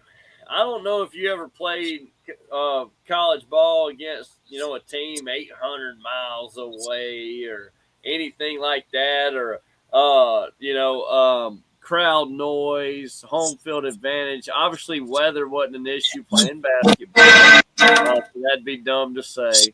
But Pops, the mileage, your first away game that far, anything. Well, Give us an inside scoop what you think about this game. we used to have to travel to play what's Texas State now. It used to be Southwest Texas State there at San Marcos. And we rode a bus, and I believe it was like 12 hours. It was ungodly. And that was we would go during the season, we would be on the road 2 weeks in a bus. And but Pops, we're talking Connecticut to Hattiesburg. Well, you act like they're getting riding in a horse in a buggy or something. Yeah, they do get on an airplane and fly, and I don't know if I'm pretty sure they ain't flying into Pine Belt, if that's what it's called anymore. It's still the Pine Belt, Bible Belt. Watch out now. They do have a Hattiesburg regional. Yeah, Hattiesburg regional. Maybe they're flying into Jackson or New Orleans and still having to come down. But no, I mean they'll be there in 3-4 hours, and the drive probably longer than the flight almost, so it ain't it's Pops, I mean your expectation on this game. Well, I think both, it's a 50-50 game, flip a coin, because both teams is about in the same situation. You got a total roster flip on pretty much both teams. Both teams got new coaches. Both teams have a lot of unknowns, unanswered questions. Flip a coin, go, But Pop, this is game 3. It's so. So by game 3... Y'all's first game's against Alcorn, right? That's like playing pickup game at recess. So I mean, y'all done. Oh man. Anyways, we ain't in the schoolyard, Pop. They got a guy coming out of Toledo who threw 52 passes last year for 427 yards, and he's penciled in on one as a starting quarterback, Khalib Osborne. So he ain't 52 passes, man. I mean, he's got a Maryland. So Pop, real quick though, what are you thinking? I mean, obviously, I don't want you to give a score drop. That'd be awesome. Don was able to. But what is your expectation? Are we winning this because of the factors, or? I don't know. It's about like throwing a possum in a coon in a sack and chucking them out in the middle of the floor and see what happens. I hear you. Look, we're going to play a quick game, all right? We're going around the room real quick. We talked about the Southern Miss home game against UConn. We do play Alcorn State first. Pops is saying that's like playing the guys in the schoolyard. You play kind of a juggernaut to Southern Miss. You play a juggernaut. You got to go to Auburn and play there. And then your third game would be like your true test, which would be Tulane. I'm sorry, which would be UConn. And then you play at Tulane. So I do think our first, that feels like us type of team to play is going to be UConn. And then we got to beat Tulane, guys. Everybody wants to talk about how good Tulane is and all that. That's not what we're doing on this one. I'm going to talk about how we got to beat them. I don't care what they got. I don't care what we got. I need that bell back in Hattiesburg. We're going to have that conversation. But real quick, we're playing the game, brother. White, yellow, or black? All right, white, yellow, or black? Pops, real quick, we're only talking non-conference right now. You're playing Alcorn State at home. The Southern Miss in this first game. It's August. You know it's going to be hot, baby. Do you wear white, yellow, or black? I'm at home. I wear black. I don't care. Eminem, what you got? White, yellow, or black? Man, for an opening game, shoot. You're a 22.5 point favorite. I'm saying white. White. Wear white? Wear the away jerseys? For the freaking Legends game where all the Legends are coming back? I thought they switched that.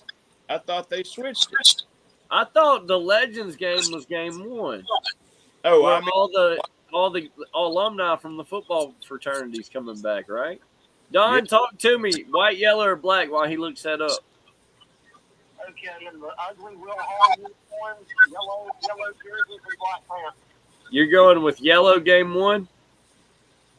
Yes. You don't care about this Legends game? Whatever. It doesn't matter. I'm asking. It's okay. It's your opinion, brother. Yeah. Okay. You still going yellow? Yep. What you got, Matt?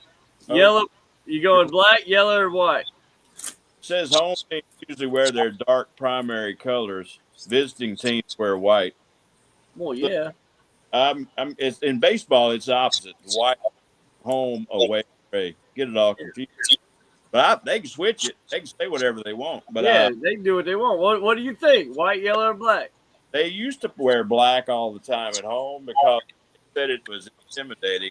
But it's intimidating.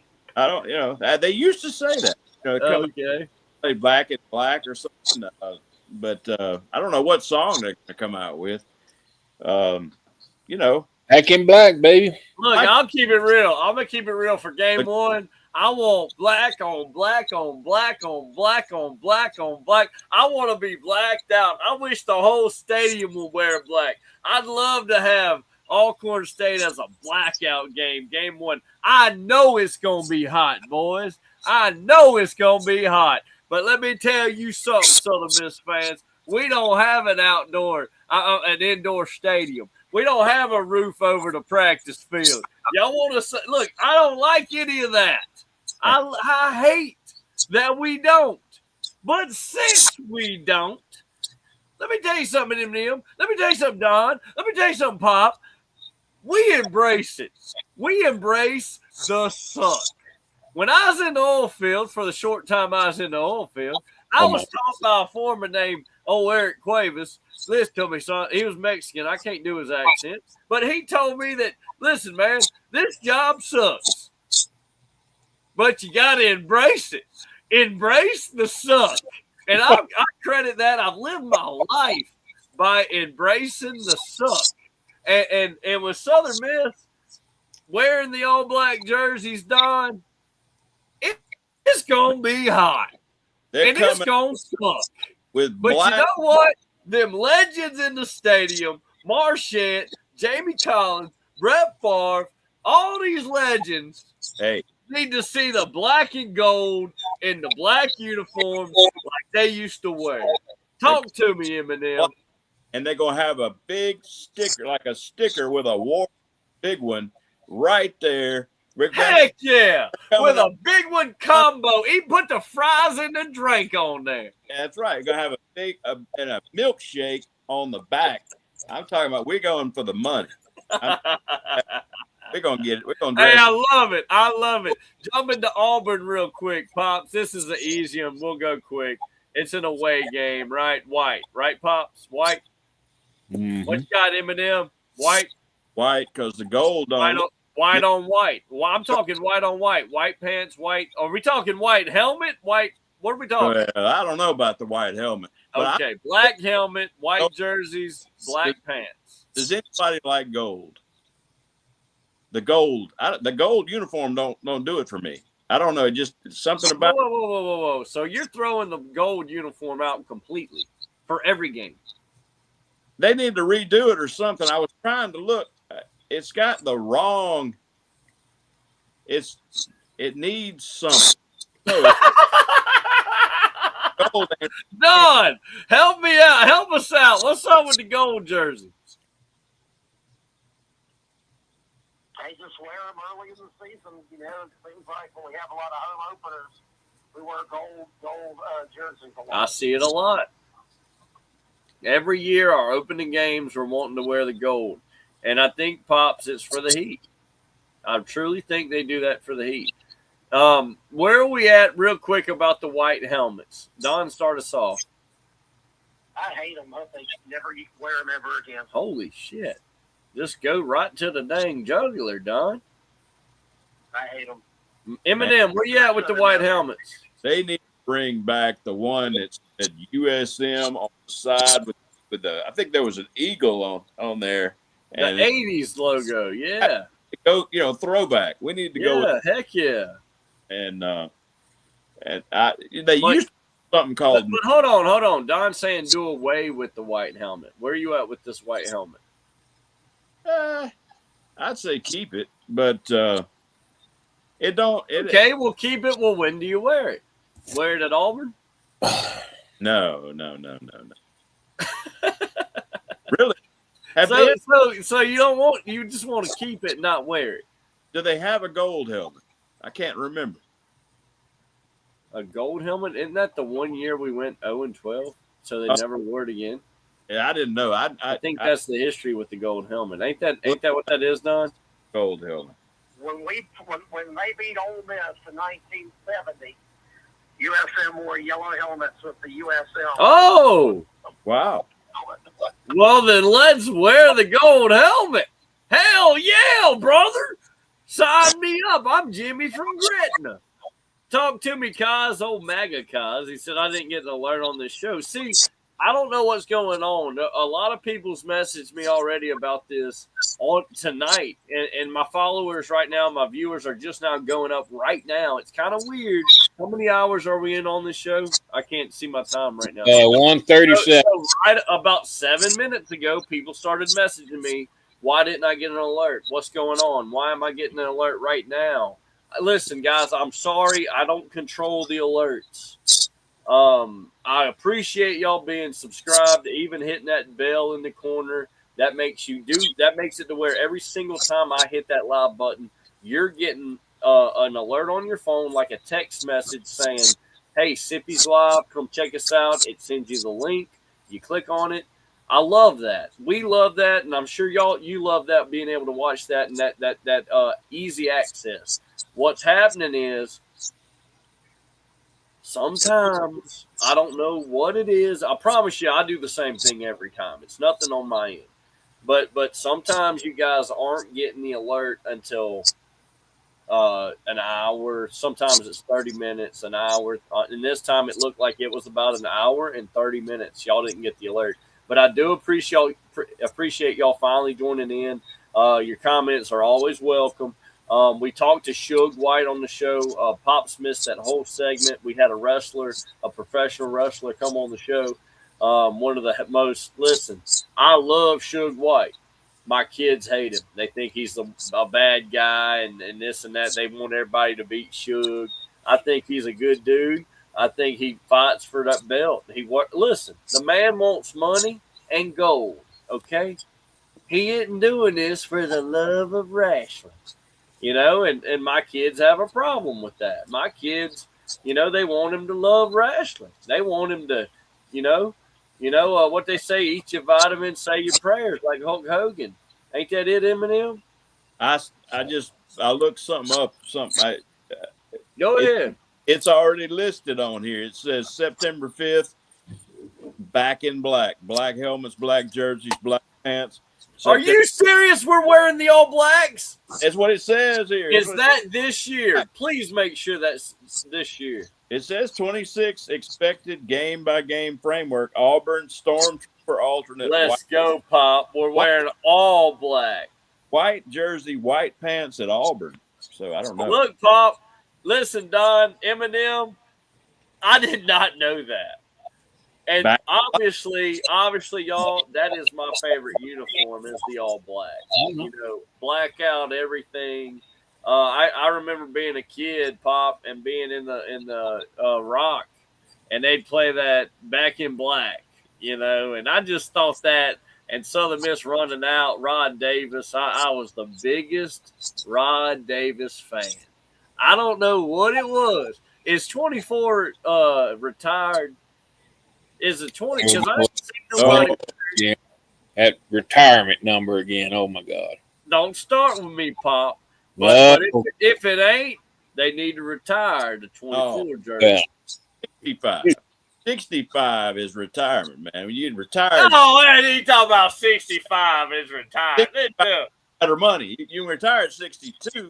Well, get a check, but that's something else. I know.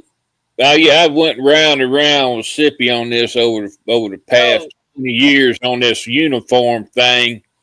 No, you pissed me off. They wearing this uniform and they wearing that uniform, and he first really got off on this when the Oregon started, you know, changing uniform. That's my era. That's my generation. And it matters.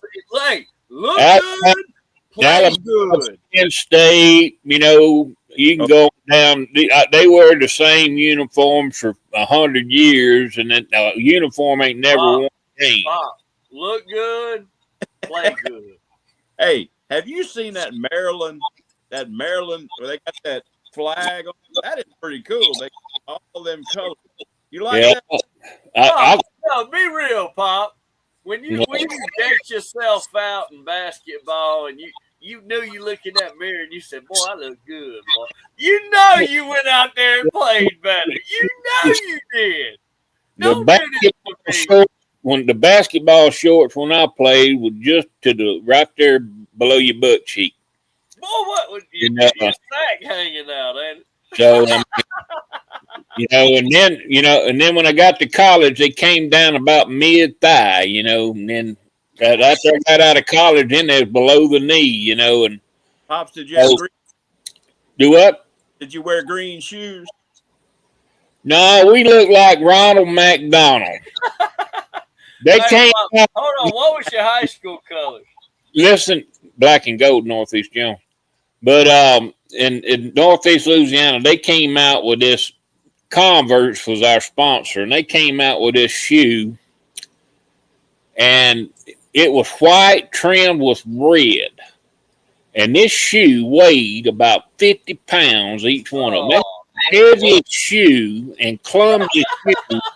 What, did it have the ankle where it protect your ankle go high, like a high top? Yeah, it was high top, but there was the ugliest shoe. And everybody in our conference wore these shoes. If you was purple and gold, you know, and every team hated them, man. We hated these shoes. It was like the worst shoe Converse ever put out. I can't remember the name of it. But they were hot, right? Your feet got hot, didn't it? Yeah. It was every kind of way it was wrong, it was wrong. I see you, Tulane fan. Hold on. I'm getting to it. But no, I mean, we was lucky. I mean, when I was in high school, we was playing in uniforms. I was about 20 years old anyway. And I think it was my senior year. We had white shorts and black and gold, white and gold jerseys. And then my senior year, we got gold shorts. What are you wearing in the game as a fan? What are you going to wear? The blackout game. What do you wear? You gonna wear a collar on? You talking to me? Yeah, make him. You so on this black and being hot. Why don't you go in a turtleneck, son? A black. I'm wearing to the game, bro. With a black wool cap. How about that? I'm wearing my number 1 Sippy jersey, bro. Be black. That has no logo of Southern Miss. Oh, It's got all the Sippy logos. I'm wearing my brand, brother. Yes, I will be in all. I will have on this hat, and I will have my custom-made shades that cost more than your rent, baby. That black and gold splattered paint. Look how they just threw the paint on there. People say, Sibby, you could have done that yourself for a lot cheaper. And you know what I told them? Baby, if you knew how much my time was, what you gonna have you on? disagree. Let me tell you something, Daddy. The worst thing you ever taught me was to love Ric Flair, baby. Woo! I love me some Nature Boy, baby. Talk to me, Matt. Where you at with all this trash talk? I'm gonna be decked out head to toe with my happy, look, my pepper What steak. Huh? you? My alligator boots? Ah, No, I'm not wearing. I ain't wearing alligator boots, brother. I'm gonna wear that now. That would be too hot. yeah, you have. Let me tell you something. I'm wearing my black hat, my paint splattered shade. I'm gonna wear my jersey, and then definitely some All right. But that's what enough of what you're wearing. I mean, what about this ball game we talking about? matters, pops. Look good, feel good. It, Watch the Southern Miss football game. All Good. right, well, I got a suggestion. Why don't you just wear a brown paper sack over your head and cut two holes? At this point, right now, with the quarterback already hurt, we ain't far off. Listen, The luck Southern Miss has had in quarterback in the last forever. It must have been expected that, I mean, not even get to the game again, and you got a hurt and quarterback. we already got an injured quarterback. Fear the Wave Weekly, one of the coolest YouTube, X, and Facebook you can follow as far as a Tulane fan. If that's something you're into, I obviously do follow them. I love to look behind enemy lines, Pops. I ain't gonna lie. I love to see what they talking about. Listen to me. What you talking about, Willis? Anyways, my man says Tulane 66, Southern Miss 10. Prediction for September 26th. Bill Hall got this game on the calendar, baby. I don't have Don. Pop, start us off, man. Tulane 66 to 10. Good Lord. Listen, I didn't know much until this past week when I started going and looking at y'all's roster. What the guys were coming from on a transfer portal, years of experience, stats, and I don't know. I can't say nothing about it, but I don't think he's pretty. He might not be far away from that prediction. darn. I mean, but everything's untested. I mean, y'all could show up, man, and just run the conference. You know how things go, but I don't. Nobody knows nothing about this team, not even the coach at this point, And, some teams struggle, find ways to win, and, outperform. A lot of teams, I've even played on teams that,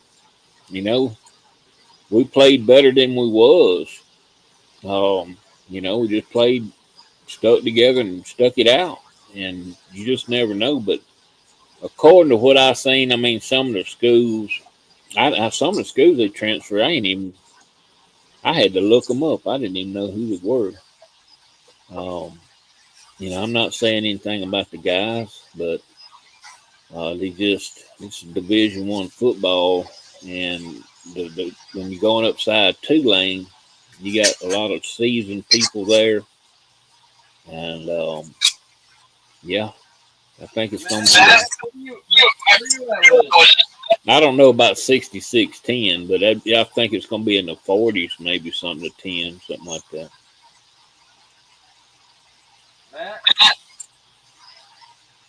I don't think Write that back. Are y'all gabbering? Hey, you hear that? What's that? That noise. You don't hear it? No, what is it? Okay. Go back and sound.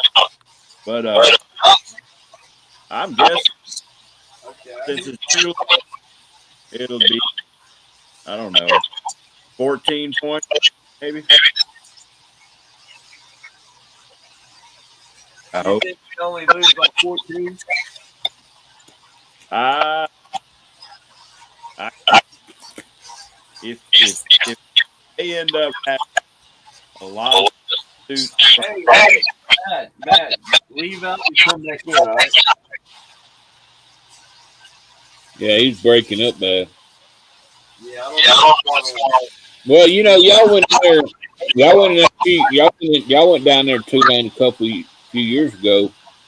Wouldn't gave much chance either, and ended up beating them. That's the year that was the only loss they had with Southern that year. And that's the thing, Pops. We played out of our mind. You know, that is a thing. Like, yeah, we're only this good. We're only that good. And then all of a sudden, we beat Tulane. And we should not have beat them. There was no sense that we were to beat Tulane, but we played out of our minds and beat them. Matt, you on with me? yeah, I'm still getting a lot of noise. What's going on? You hear? Is it just my phone? Yeah, he's still breaking up bad. I hear him. I don't hear anything. Is it working? Yeah, I hear you, but every once in a while you're breaking up. It's like you're talking and then it's just bup, bup, bup, bup, bup, and I'm getting every other word. Maybe my Yeah, we're turn. That's Is it working? Technology at its finest.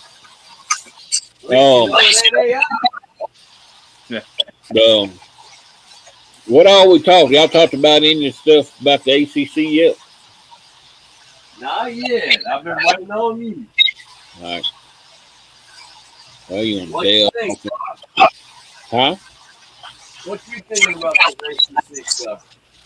Well, I've heard this last couple of weeks. You know, it ain't like big time outlets putting this out, but I kind of heard it. You know, across people's private conversations here and there, that it's kind of just a low number right now that Georgia Tech, Florida State, Clemson, and Miami may be looking at within the next 4 to 5 years pulling out of the ACC and joining with some Big 12 teams, or joining the Big 12, and getting away from ACC. Reason being that they feel like past those four, pretty much all the rest of the ACC is a group of five talent, and not Power Five or Power Four now, and that it hurts the strength of schedule. Miami stumbles along the way. A couple of years ago, back when Cam Ward was there, and if you recall, lost the last 2 games of the season, didn't make the playoffs.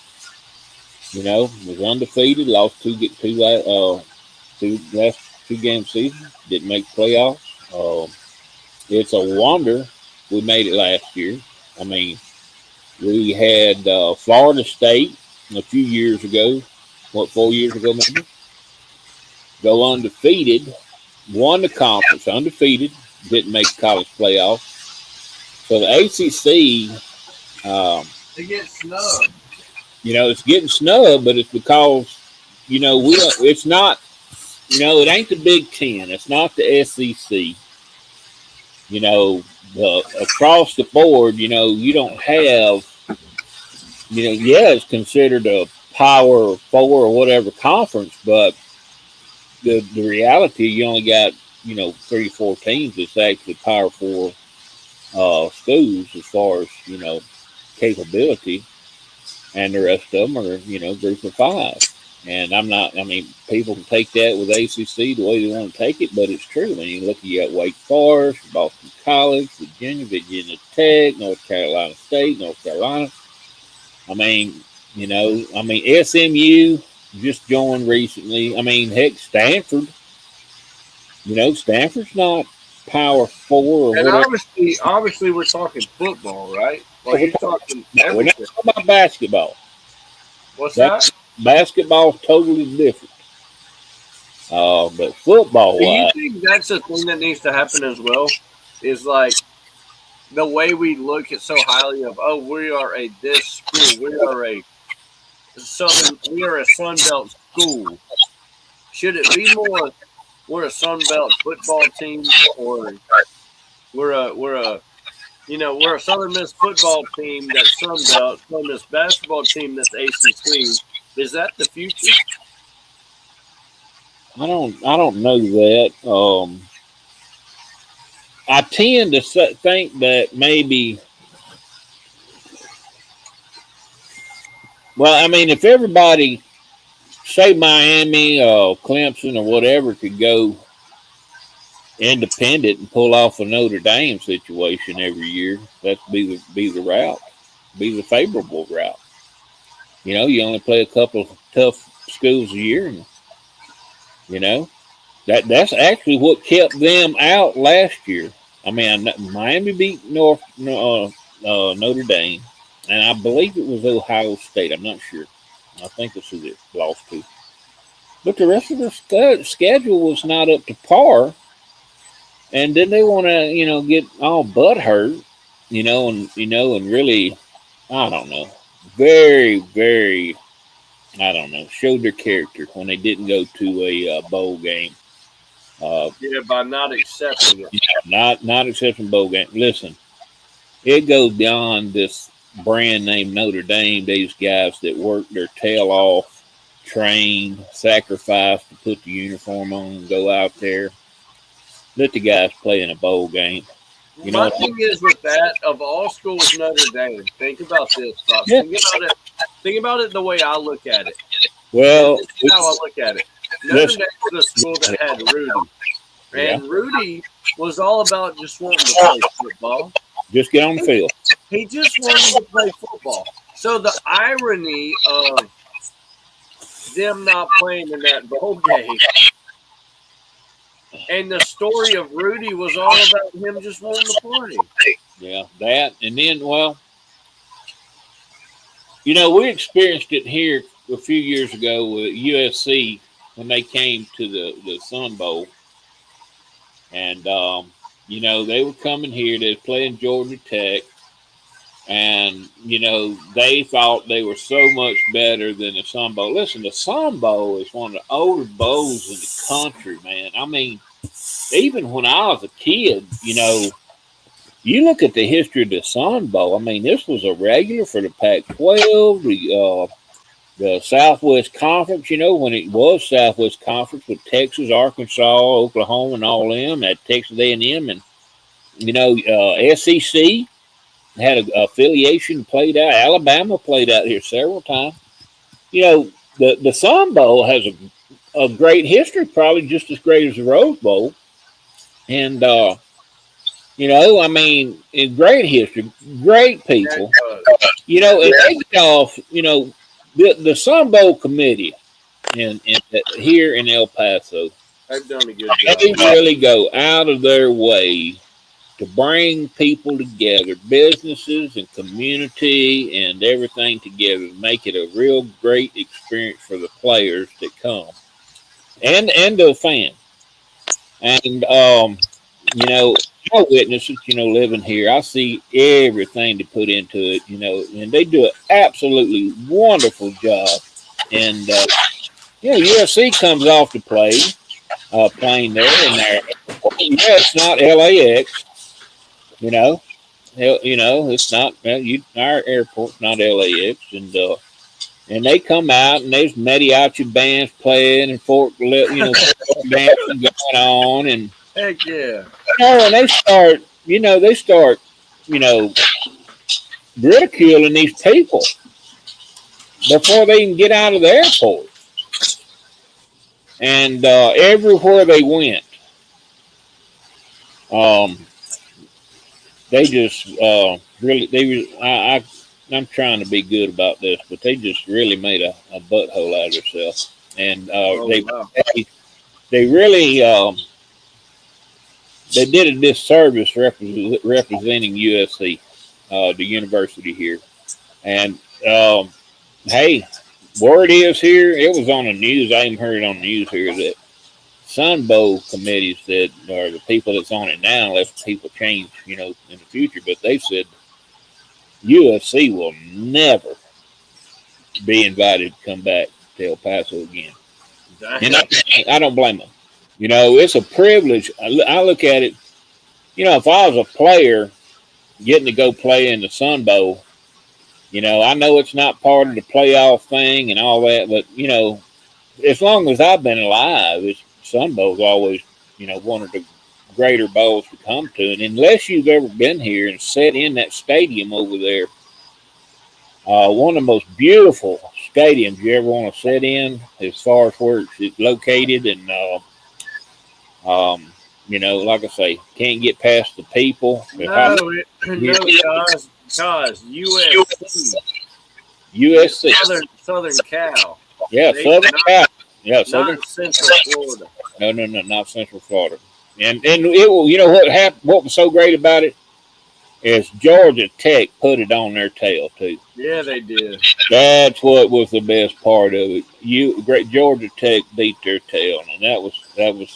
Yeah, like Pop said, USC went out there to El Paso. It's a beautiful country. If you've never been out there, they got a lot going on. There's always something going on in El Paso, bro. If you're bored in El Paso, something wrong with you. But for Notre Dame to do that last year, I'll be honest with you. If I was a parent and I had a kid that was being recruited by Notre Dame, that hat would be thrown in the garbage. I wouldn't allow my child to go to Notre Dame because of that character shown by that university there. That's the way I feel about it. Pop said both. Oh, he might have slipped up and said C. Yeah. Anyways, he said, just curious which one. I'm not shocked. A bunch of a-hole California pricks acted up. He's not surprised that happened. He also said, you mean boarding Juarez, Mexico makes El Paso never boring? Shock. Not like that, cause they always got some good food, some good music. They got something going on, brother. Every event, every weekend. I love El Paso. Everybody knows that. You hear me, Pat? I think I hear you pretty good this time. Oh, no audio. I can't hear him at all now. Yeah, I don't have it. But I see you. I see you there, bro. No, but no, I see you, Kyle. Good to see you on the show. I don't know what the thing was y'all up on. I see where you said Southern Miss 38-21 over Tulane. Heck yeah, brother. I'd love to see it. I would love to see it. Let's get a 17-point victory over the Tulane Greenway. Hey, since Kaz is on, we want to thank him for Charmar. Oh, that's right. Charmar right now. What you think, Kaz? Y'all don't have Charmar Brown no more. He's transferred to Miami. Yes, sir. He's now. He's going to be able to win a national championship now that he's there. Well, he could have won one if they had stayed division. Yeah. Sometimes, cause I tend to speak kind of funny. You notice this side of my mouth, I got that little drawl there from that stroke. But I tend to speak kind of funny from time to time. Huh? You couldn't see it that bad with the beard.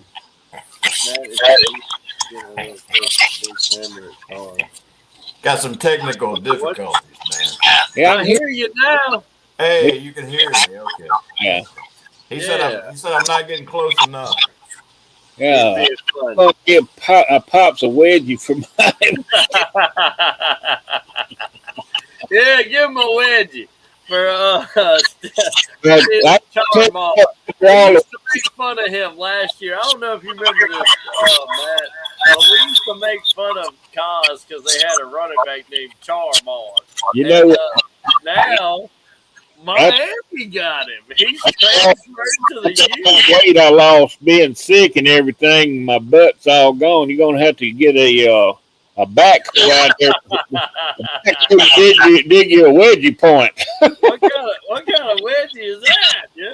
I don't know. What do you think, Matt? Charmar from North Dakota State to Miami. Hey man, he's a good player too. I never heard of him before. Oh yeah, he's a good player. I've seen him play. He's a bowling ball man. He's a 5'11", 220, 220, 230, somewhere in there.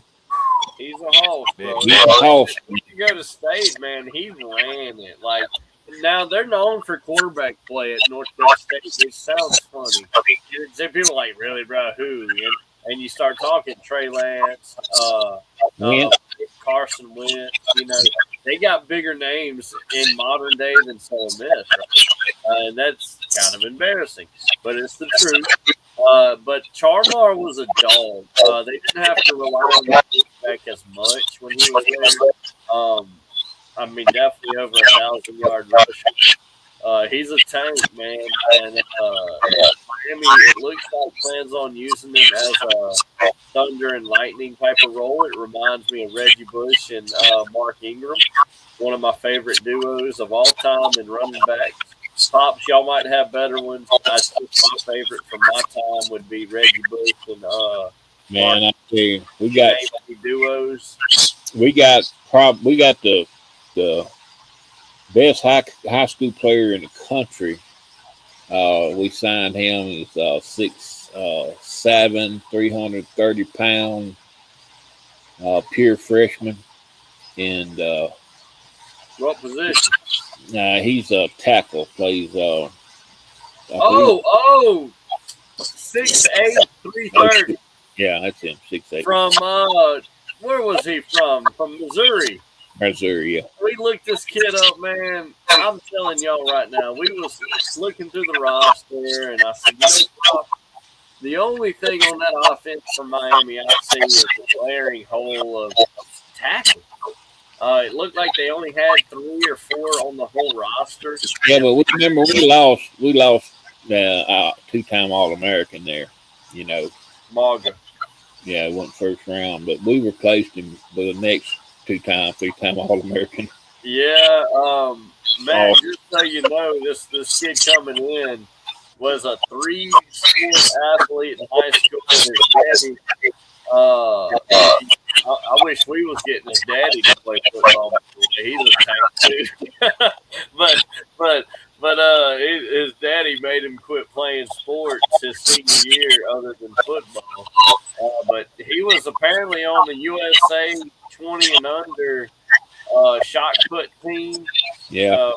For the Olympic team, and this kid he played basketball, shot put, football, 6'8", 330 coming in at Miami. He's, like I said, I wouldn't call him a tank, bro.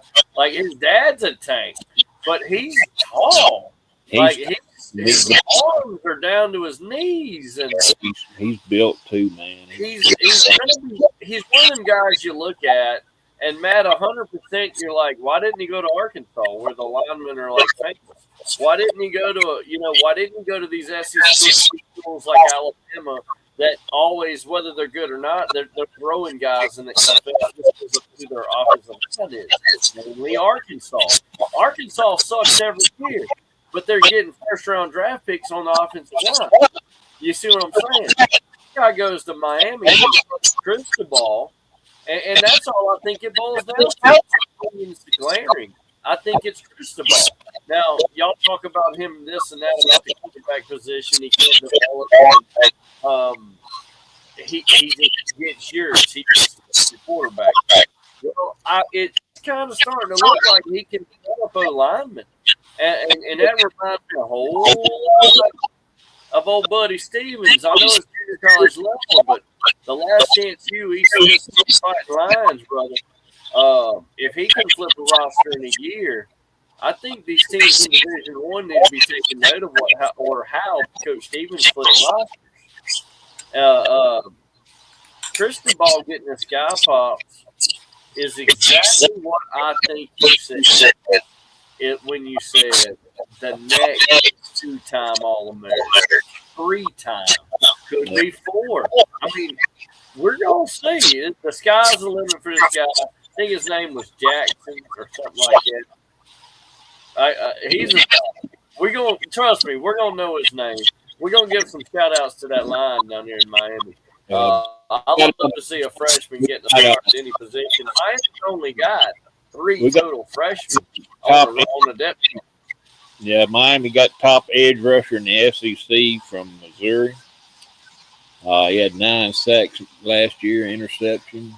I think 3 or 4 forced fumbles. I don't know. He had 9 sacks. The same guy we're talking about from Missouri, correct? Yeah, that's who I'm talking about. 9 sacks, 13 quarterback hurries.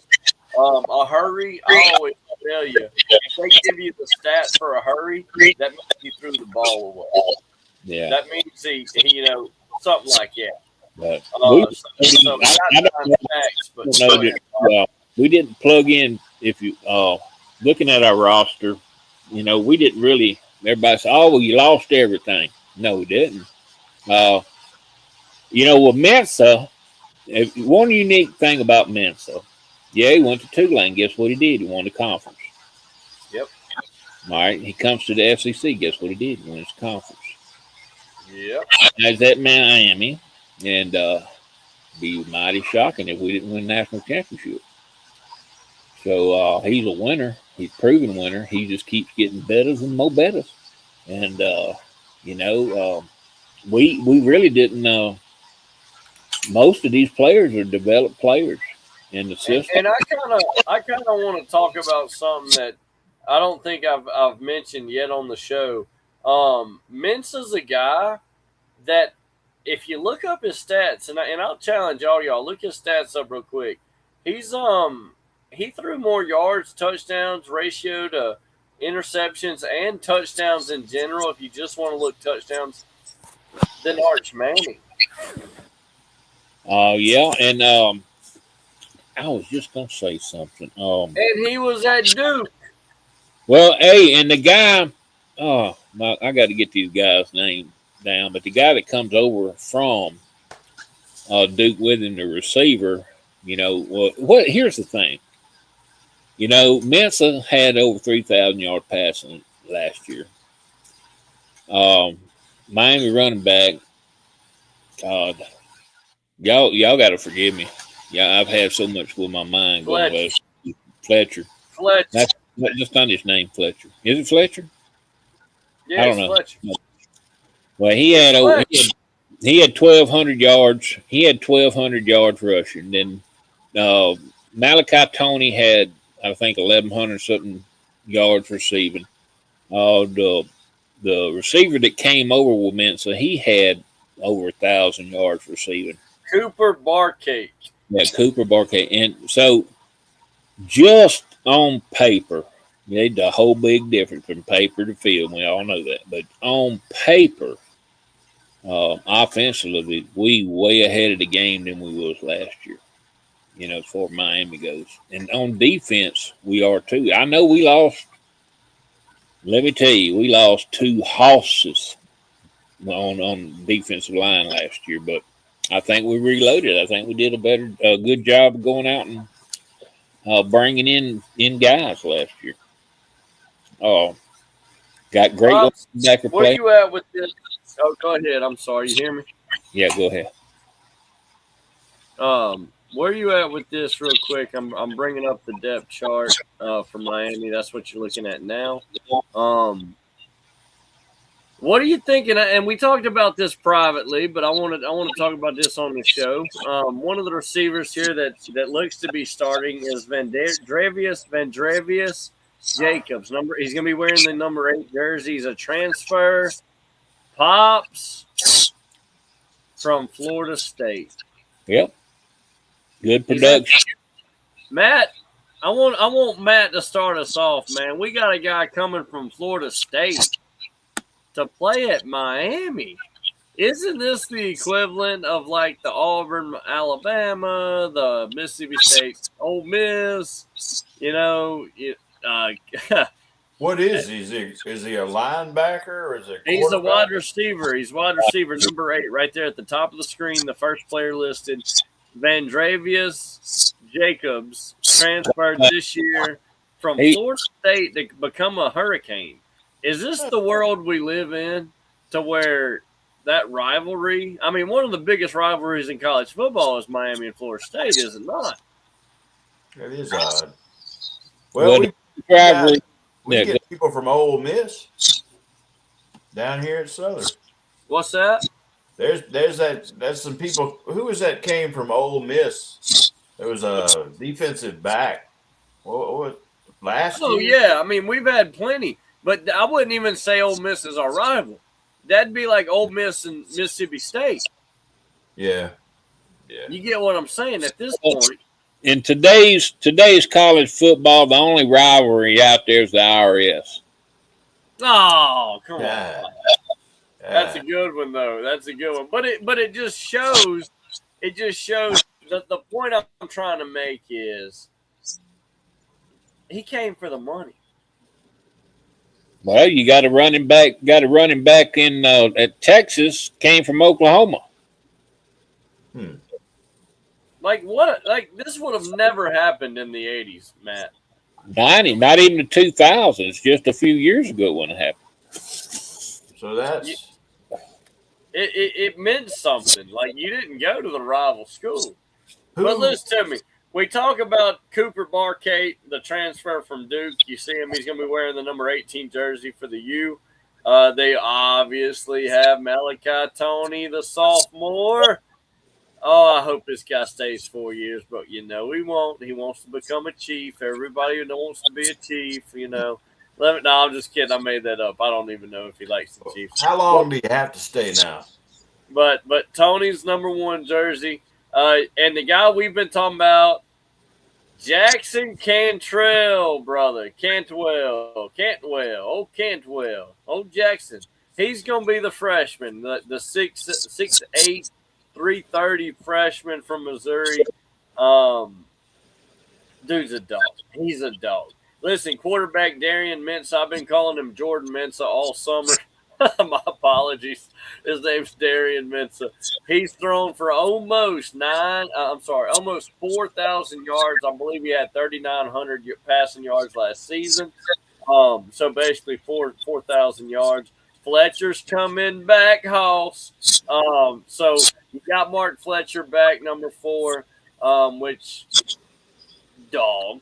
And then obviously Charmar. So you know, even Pops, my prediction is that Fletcher obviously is going to go pro next year. We know that's coming. There's no way way around that. He's not going to get redshirted. Could he be a graduate senior? Yeah, he probably could be, but I believe he's going pro. That's just my opinion. I think he's due for a breakout season. I look for the Miami run game to shock folks in the SEC. But listen, Pops, what I'm getting to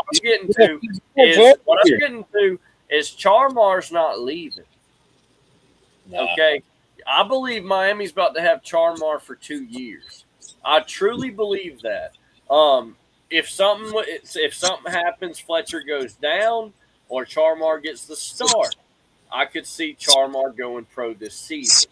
But that's only if something happens crazy, you know. But Fletcher is about to have he ain't Damian Fletcher now, Matt. I know what you're thinking. This ain't Damian Fletcher.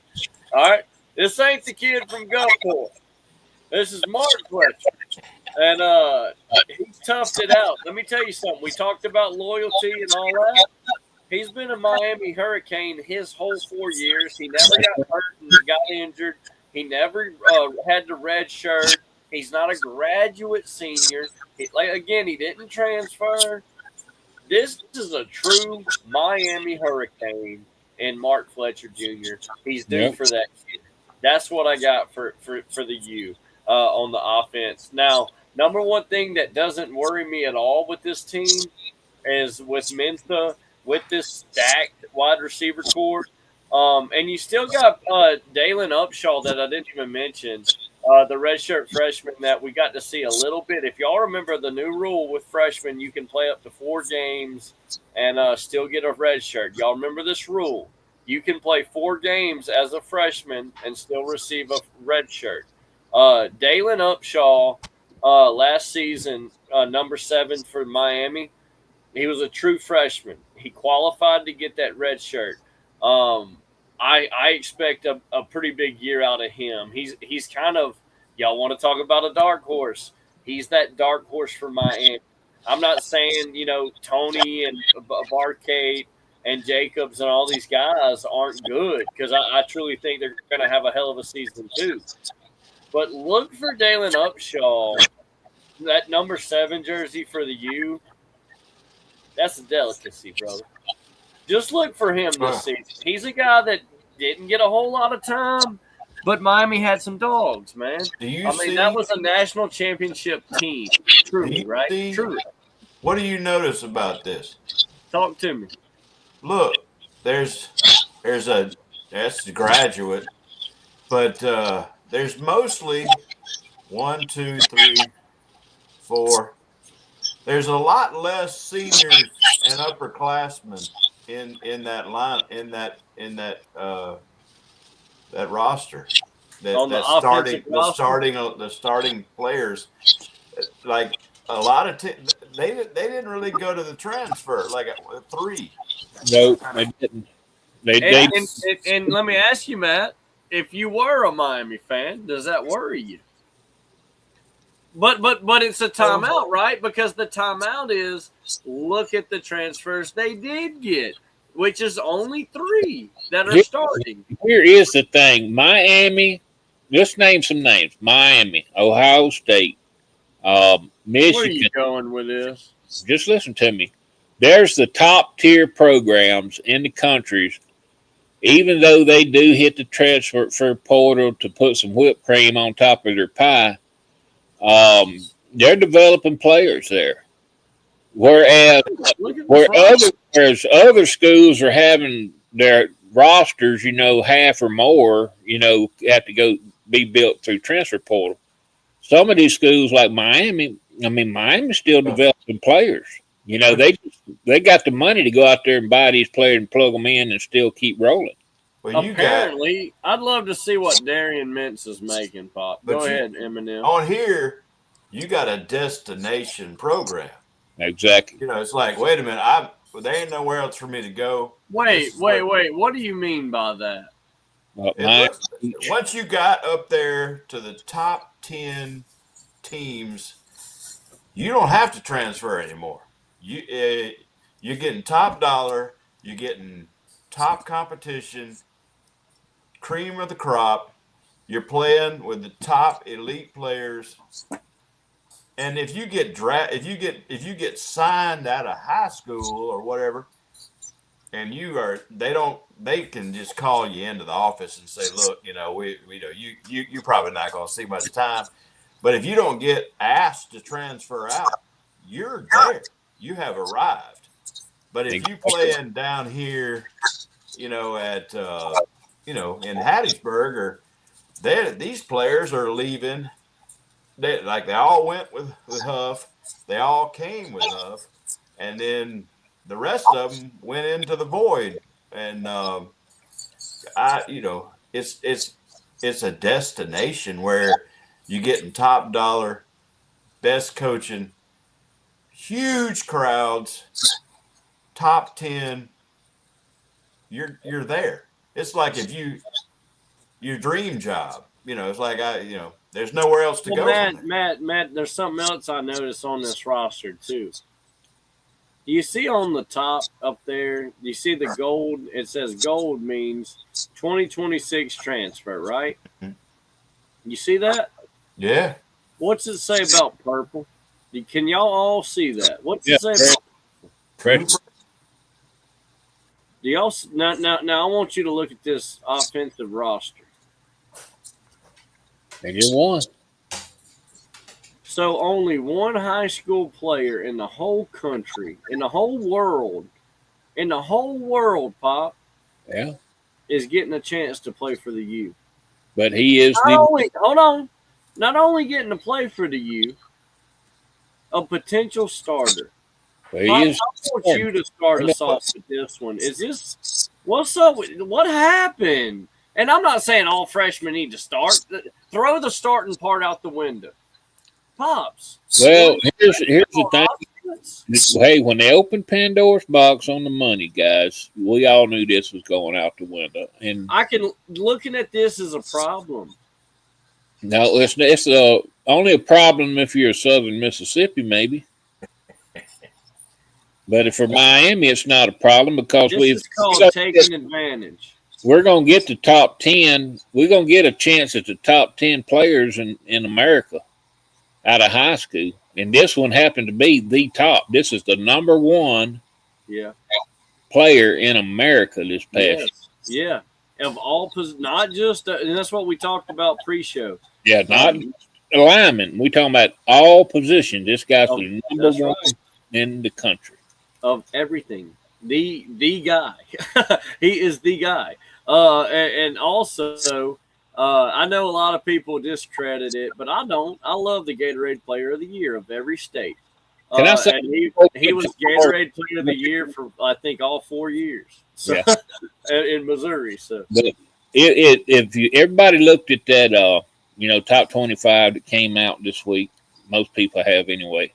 Yeah. And I'm going to say something. Used to when this is just within the last 5 years. If you looked at that, you'd say, well, number 1 through 3, one of those is going to win the national championship. And the rest of them, you could flip-flop the top, 4 through 15 in any position in there. Not no more.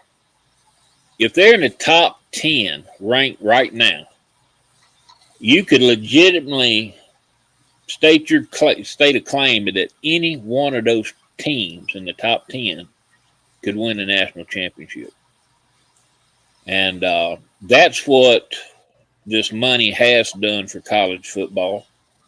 There's a lot of negatives. I could go on and on and on. Y'all know, y'all have heard me before, but positives.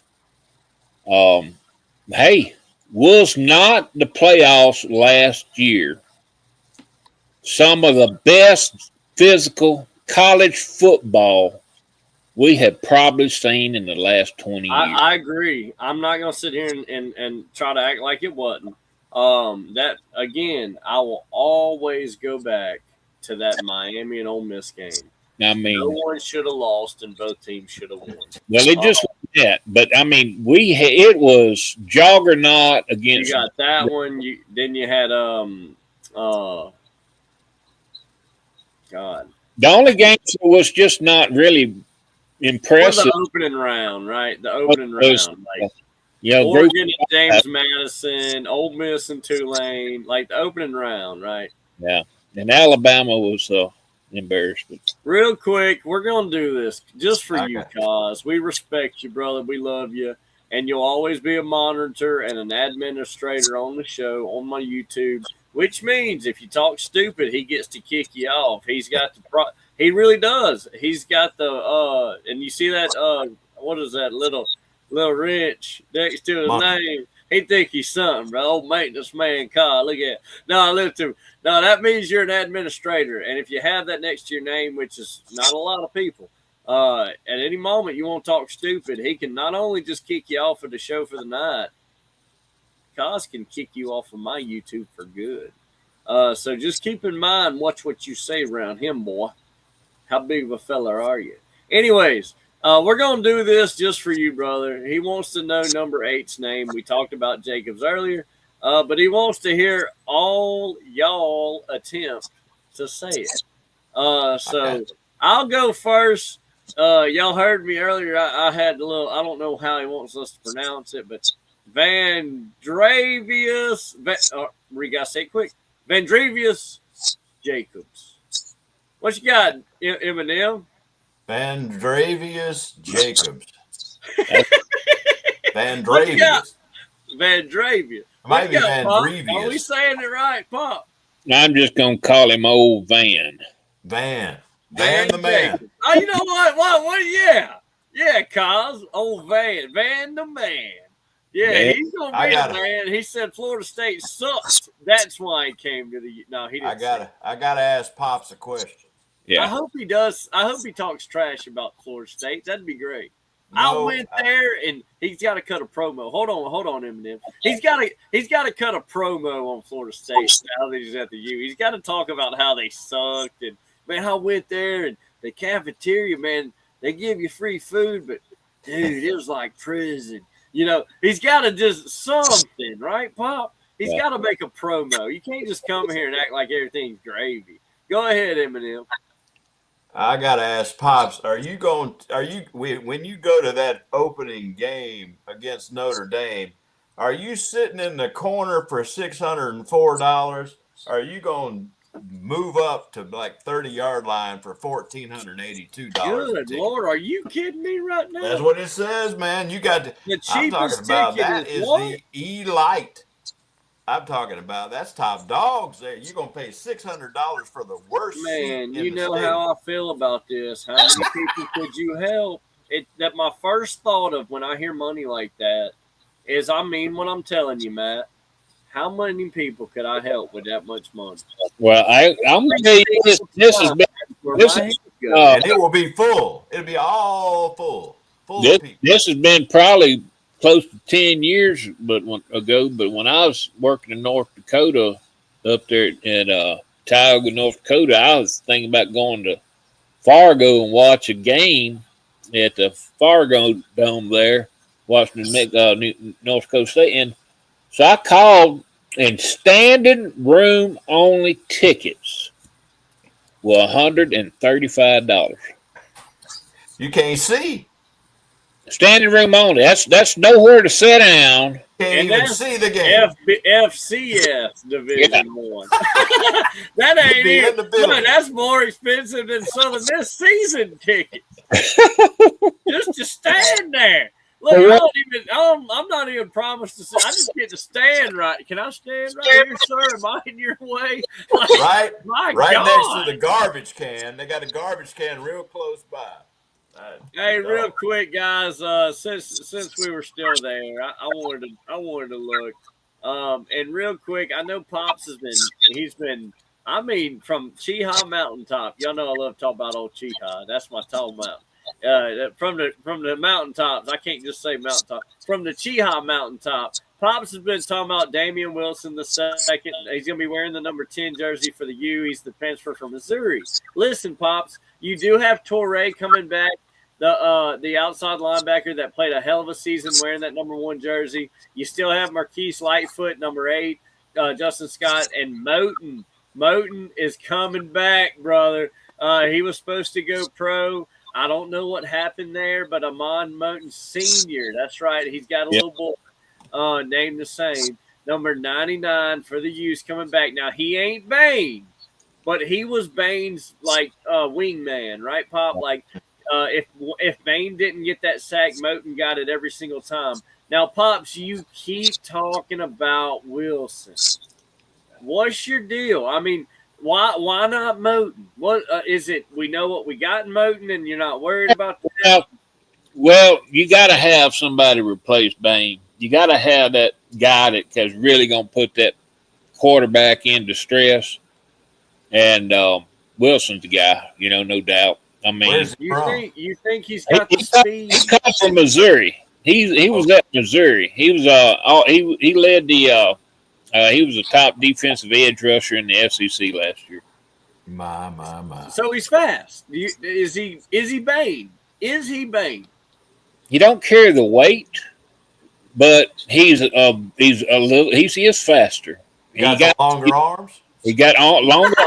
It don't take much. No, I'm just kidding. I love Bane, and Bane's doing a great job. I don't know if y'all been paying attention. He's got the longer arms. He's a lot faster. Of course, he's got the SEC experience, and heck, he had nine sacks. You do see that, but Marcus Lightfoot is like one of them guys. I've liked him, but he's kind of like that. He's the guy that just loves football. Pops, he's weird shaped. He's strong as an ox, but I call him Biggie. You know what I mean? Like, he's big skinny. He's a big dude, but he's skinny. Like, at the same time, he don't have a gut. He's kind of got the short abs. He's a big fella, but he's big skinny. And he ain't left Miami.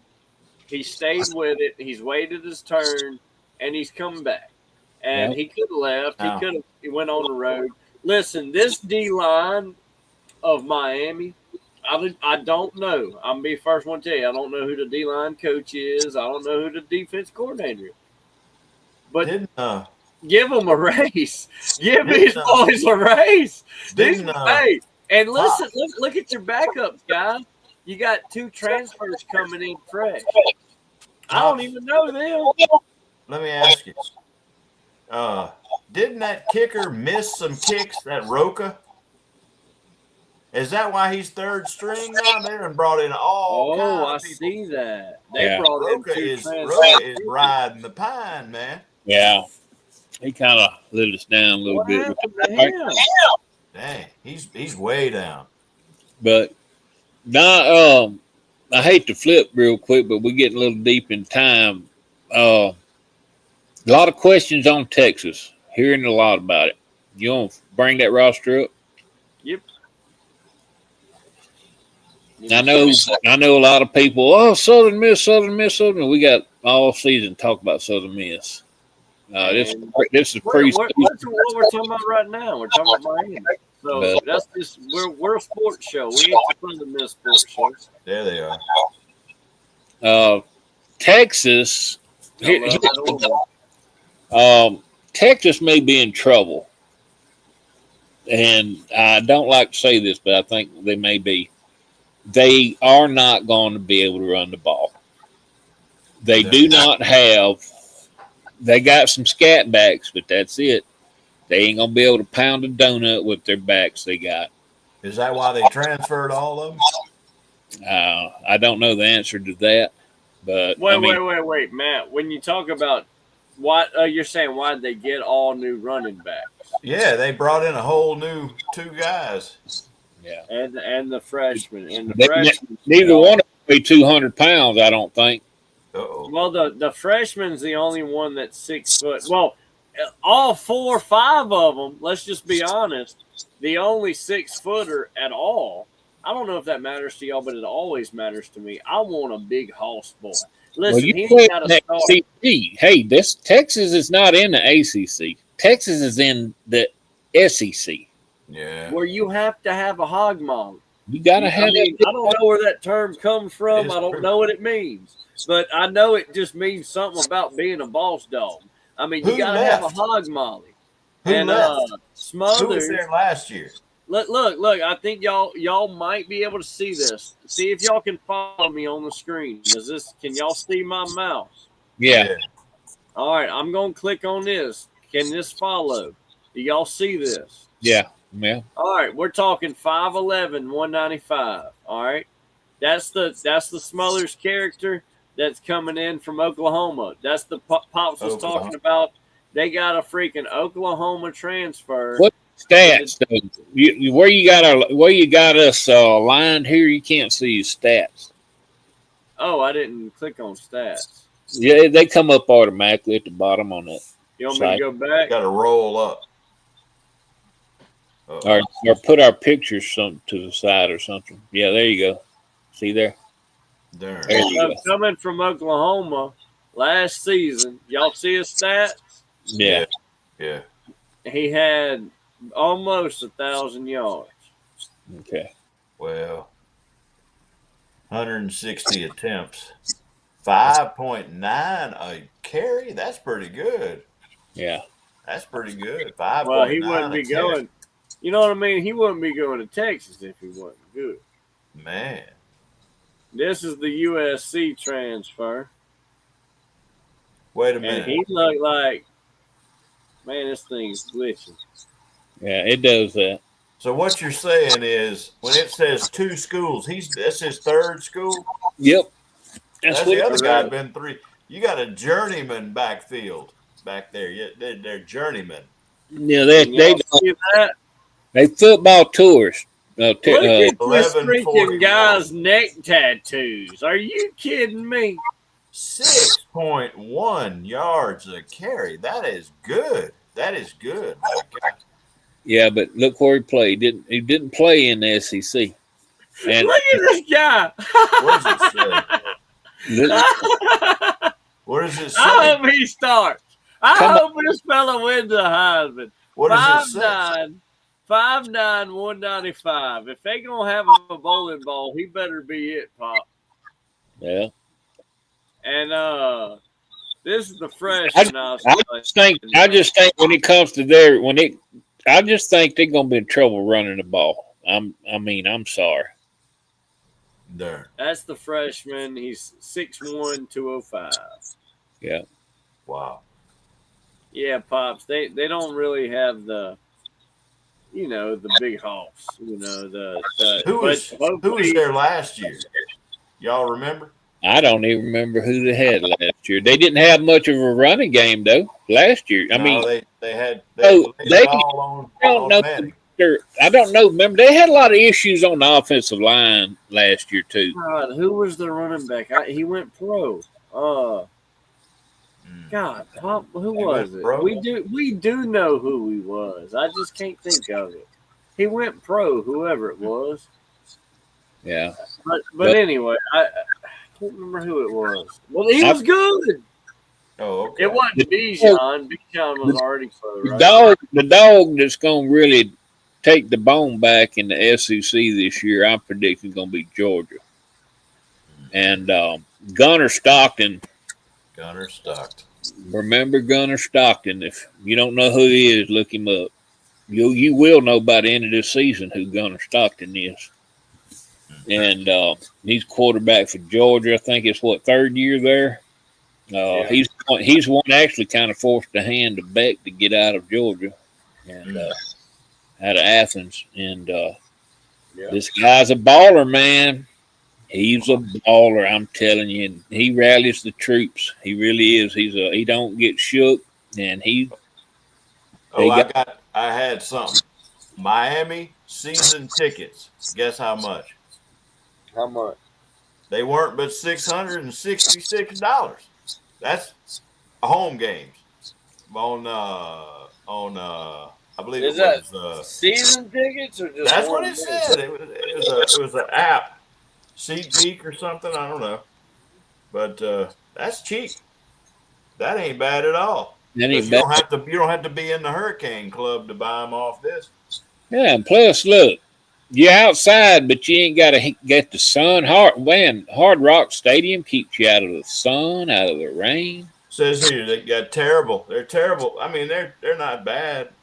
Every game includes tickets to all regular season Hard Rock Stadium, Miami, $666. Row That's 2. not bad. No, 2 tickets together. StubHub. You can go to every game. Bad at all. Not bad at all. No, you could sell those back. Probably can. Yeah. I hate it. The price is the number of the beast, but yeah. I don't know how they. I believe I'd have put $665 or $667. If that's season tickets, that's not bad. That's a bad omen. How much you think that Notre Dame Miami game is going to be? No, man, now that they got $666 for the price of tickets, oh my goodness, those Catholics are going crazy now. Well, that one's in South Bend, so I know. It just goes from like 600 on up to 14. No, I'm going to tell you, that's going to be a game in November. It really is. I can't wait for that game. Well, I ought to fly out there to you for that weekend. Whew. Now Well, that we're thinking about it, we got time to think like that. yeah. It The does. one I'd like to go to would be I'd like to go see North Dakota State play Nevada, though. Oh, New Mexico, I mean, but or wait, next year for sure. New Me- Oh, North Dakota State comes plays UTEP here. Are That you serious? yeah. you can get in to Hard Rock Stadium on September 10th for here it comes $14 to watch the Florida A&M Rattlers take on the mighty Miami Hurricanes Are at you 8 kidding me? p.m. 14 bucks, $14. Yep. dude. That's worth it. Man, that's worth the drive, dude. I know that's $14. right. Yeah, I'd love to go see the U for they're 14 selling bucks. them for nothing. That's Yeah. a great deal. But then you go problem. You're gonna get in there. They're gonna play the first team for about a quarter, and Yeah. then you're gonna see a practice session. God said, "We're coming to El Paso, pops. We will party that weekend." Cause I swear, dude, if you coming down, if you fly into El Paso, I promise you, it's on, brother. Yeah, that's gonna It's gonna be on. yeah. Just like I said, it'd be awesome if we could do like a pregame show and then a postgame show. 100%. You know, and either way, pops, I'm bringing my GoPro strapped to my chest. We're recording everything. There's gonna be a lot of editing, but there's gonna be a lot of editing. But we recording everything. That'd be a fun weekend. I love that little chest GoPro. I mean, I can walk around everywhere and just be recording everything. As I'm so excited, we 2 weeks away, and I walked outside a couple of mornings ago, and I had felt that little cool breeze, and the hairs on the back of my neck stood up, and I felt that fall, and Must be nice. We ain't got that It's yet. been so My hot. God, huh? Been 102 over here. Well- Have you been? Have you been to Hard Rock? no, I've never been there. No, Oh, I've been to 2 times that they've came to the Sun Bowl. oh, I've watched them both times here, and which has been I don't care. I got to say, I know they lost, but let me tell you something. It was great to see them in a bowl game and be. I gotta throw this out there. Have either one of y'all been to Talladega? Yeah, I've never Talladega. You saw the race at Talladega. When did you go? I never seen a race, but I've been Oh, on the tour. I've been on the track. no, I'm talking about the race. No, I had I was actually supposed to go. This has been 20 years ago or more, and some people that had went out there a couple years before said, "Do not go. Watch it from home." That it was so hot there in the stands, and You must have went in April. the people were There's now. two. So Well, can you hear me? yeah, go ahead. My wife was kind of like not on board, but when we finally got going and the green flag dropped, it is very, very entertaining, and I've been watching them ever since. I had no idea that it was going to be that much fun, but Was it man, hot? Was it hot when you went? in April, Why not you said really. in April? Do they do it twice? They do it in April and October. It can be hot, either one. I bet really. you October it's hot. It can be. Oh, you know it is. October that they went. Now, when we went, nowadays, just watch. October's gonna be hot, dude. when we went in April, this past April, I got the wrong seats. We sat on the very front row. Me and Kathy and a couple of guys went with us. We burned up for about I don't know 45 minutes, but then the sun. We got shade, but it was we had to actually. I said, guys, we got to get it. We went and stood back under the part of the top there, and Kathy got a margarita, and it was about. They don't tell you the price. She got back and looked at it. I think it's $26 for a margarita. I tell you what, Oh my God! yeah, she didn't drink nothing for a long time. She said, "I've done my drinking. I $26." know that's right. But I Yeah, got a I know lemonade. I that's believe it right. was I $7 don't or care how $8, but good it it was a is. darn good lemonade, man. He squeezed it right out of the lemons right there in Come front of me. on. Man, it was My I man like it Kai though. said, I'm not coming to Dorky. Man, you better hush. I love it here. I love Louisiana. I mean, I don't know what it is about the swamp, man. It feels so nice to be in it. Anyway, he said, I'm going to Big Dog El Paso where the cool kids live. And we all, oh no, and we are all going to throw up multiple. I don't want to throw up. I don't want to throw up at all. No, like I want to have a good time. He said Matt will do beer bongs. It, You talking about one of them things they yeah, have them he's like talking the about like thing to put a on beer and funnel, you have like the one of them tubes going funnels. in. You're drinking two at a time. You pour Oh them right man, down. hey, my goodness, what you think we doing, cuz? We gonna have a good time. I mean, I wasn't talking about this big old party, brother.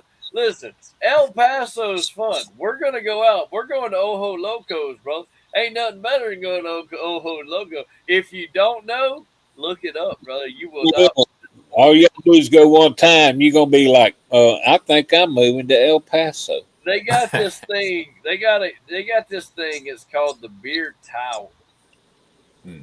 and let's just keep it real. It's this big ass tower of I don't know how many ounces or if it's a whole gallon, whatever. But they fill that son of a gun up, and it's your own spigot. It's your own draft, basically. Oh, It comes on your table, and it's cold as ice, baby. And it's a spigot like a tea pitcher spigot like I don't know how to explain it, but it's huge, man. And me and my brother, Pops was in the hospital, man. And Doug looked at me and he said, Colin, what do you need? I said, Doug, we've been out here. I said, I hate to say it, but I want to go get a beer. And I looked up, no, Doug looked up a place, and, I was just, because I was over there with Daddy.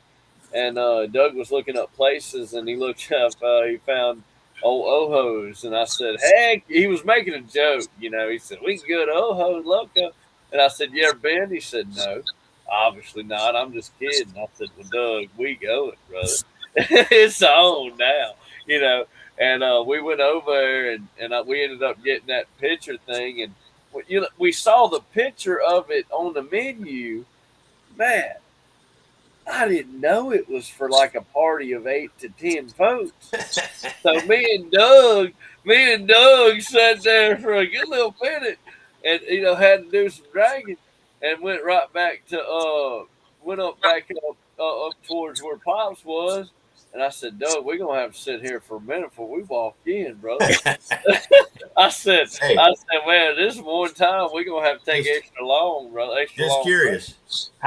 Just yeah, I'm from the place where they always ask how much it cost. How much was it? The tower. Yeah.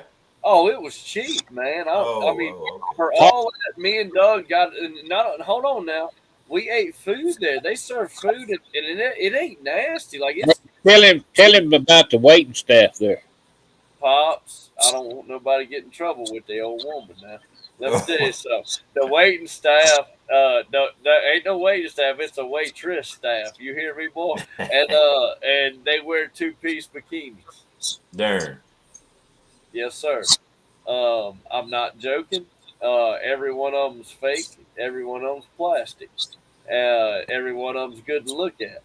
Every one of you know what? And the food's good. And I'm not lying when I tell you that. Like I've tried to bounce around and dance around that subject, Popped, until you said it. But that is true, right? That is a huge part.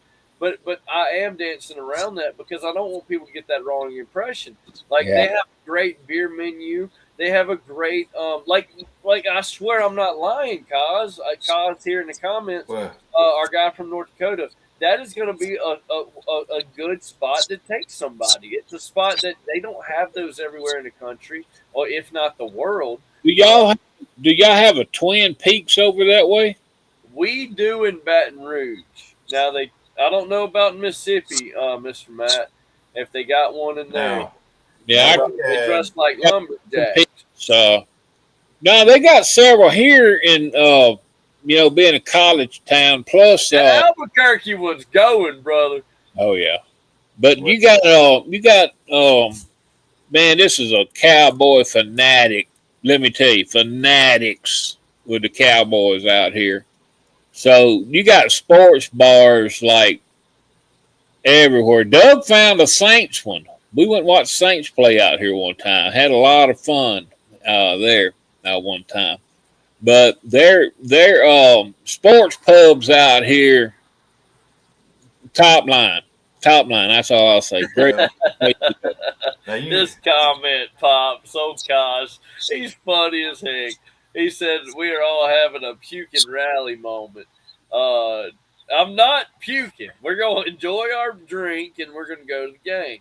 I'm not. He said, and I enjoyed hearing Matt act like he didn't know what a beer bong was. What's that like? Thing you drink beer out of or something? Is that what you said? Did you say that? I don't know. There's different things that people do that with. No, he was acting. He was trying to explain it. I know what it was, but I guess that is what you said. If you're listening just by podcast, if you're listening by podcast, I bet you're like, well, of course it is something you drink. Yeah. Well, no, but drinking is something I don't compete in at all. I'm out of the game. I ended up drinking a lot in high school, and I'd end up waking up in the corner somewhere, and everybody's gone. I missed the whole thing. That wasn't for me. It didn't work out for me. Didn't work out. But I heard that. But you're talking about the Saints, like a pro game. Yeah. Now we went down to watch the Saints, and it was when that redheaded quarterback was there. He was a substitute. What was his name? They didn't have a quarterback, so they put him in. But the game they lost, and it was one of the most. I think the Saints threw about 8 passes, and I think it was gosh, I can't remember the name. The other team, they threw about 6 passes and they won. But the crowd was enough, man. Darth Saint was there. He was dressed up. They had a jazz band came around. I didn't realize it, but those shirts, like says Camaro on the back, $160. Kids buying them like they're going out of style because they bought it at the Superdome. I think I bought a keychain because I don't have the money for Alvin Kamara. Hey, the keychain was $25. Yeah, it was like 15, but I bought it at the Superdome. It was yeah. What's the deal with that? Buying it at the Superdome, like just get to me. It makes it authentic. We even saved the cup. It had Matthew on it. It had Honey Badger on it. We're saving this. Yeah. He had his picture and everything, and we still got it. I drink like water. Like when I come in on these 102-degree days, put a whole bunch of ice and just drink water. Man, I'll tell you, you said something about them cups. I'm going to tell you a little something. The collector's cup, that was 18. Every year after the first home game, old Sippy can tell you this. I know where you're going with this, Bob. I know where you're going with this. Wait till pretty much everybody cleared out of stadium, and we would start running up and down roads collecting. Oh, yes, I would. I'd be the first one running. Get a whole place set. I'd get a stack of them. Get a place set. We would probably leave there with 200 U.S. We sure would. I ain't ashamed at all, Pop. If you come to our house, you drink out of a USM glass. You damn right, brother. And listen, you watched them, not once, nor will I ever be. You had to Look, wash them. I was not once, nor will I ever be ashamed of that. Yeah. Because Hey, guess what I had? Guess what I had? I had me as many Southern Miss, Rod Davis, John Eubanks, Dustin Allman, Damian Fletcher. Come on, brother. CJ Bailey. I mean, you want me to keep going? Because I can, Sean Nelson. Because I can. Come on, I can name drop them. But I love that. When I was a kid. I mean, I know they every so often will bring them back, but I love those memorabilia cups, man. Long time ago, they would let you, after the game, we would jump on the field and get sweatbands. And I remember North Texas came, and I got a green one. And all that they let you get on the field. There they are. You know, remember Dane McDaniel? No, the sweatband. You remember Dane McDaniel, don't you? Trust me, my best memories of my childhood was when Pops took me down there on that field. You know, it was grass too. Yeah, grass. Yeah, it was. It was real grass. I mean, what impressed me? Walk me up. Pops is a big fella now, and Pops would walk me up to, you know, and I always loved to talk about my favorite, old Rod Davis. And Rod Davis was a big fella. But the field, and I remember shaking his hand, and it was like, I always talk about my dad's hands, man. It was like shaking my dad, you know, like this dude had some damn gorilla paws. Like, do you remember how it went up? It went up and it like went up to a little hill and came back. When I was like, the end zone. Field in the middle would be higher than and I thought, hey, no way I can throw the ball. You're right. Because it was, you couldn't hardly see it. It was unlevel. Hell yeah. That was for the rain, of course. When it comes the water, down, fall, get the water off the hill fast enough. I don't see how they did it. I mean, you know, but we'd stay out there. We'd stay out there 30 minutes just running around, you know. That's right. You know, play. I gotta go, guys. It's late over here for me. And all right, Pop. Thanks for joining in. Happy birthday, man. Good to see you, man. Hey, is it your birthday? Yeah, today's my birthday, and happy birthday, man. Oh man, it's been what a year, but what a blessing also. You know what I mean? Yeah. So, yes, indeed. Anyway, look forward to seeing it. We're gonna do it Thursday. We'll try, I guess, and that's right. We're gonna do it again, brother. Start get revving it up, man. I'm gonna look at a few more teams, and you just about to make me a Miami fan. We're looking at all these players. It's like now we're gonna be watching them now. We're gonna be watching them. I'm gonna be watching Tony. Tony's gonna do something. I'm gonna try to pull up, look up two teams, most likely either Florida State or Clemson out of ACC, and I'm thinking about looking up maybe Texas Tech is projected to win the Big 12, and so I was going to maybe look at them some, and you know, try to just bring every week, you know, a couple teams for us kind of. Well, Pops, do you watch a team like North Dakota State their first year in? When they listen, as much as I can watch Miami, I'm going to watch North Dakota State this year. That's how I feel. At least let's see what they can do at this level. I'm highly interested in seeing what they're going to do. Me too. Pops, thanks for joining in again. Happy birthday, Matt. Same with you, man. Thanks for joining in. I appreciate y'all. Let's all get off of here. Call it a night. Be good, man. You too, man. Listen, guys, again, we got, happy birthday, Pops. Good way to end the show. But listen, we're going to go to Jed the Sloth, feed the dogs, and again, I love you guys, but Jesus loves y'all more. Please remember that. Please do something with that. But here we go, old Jed the Sloth.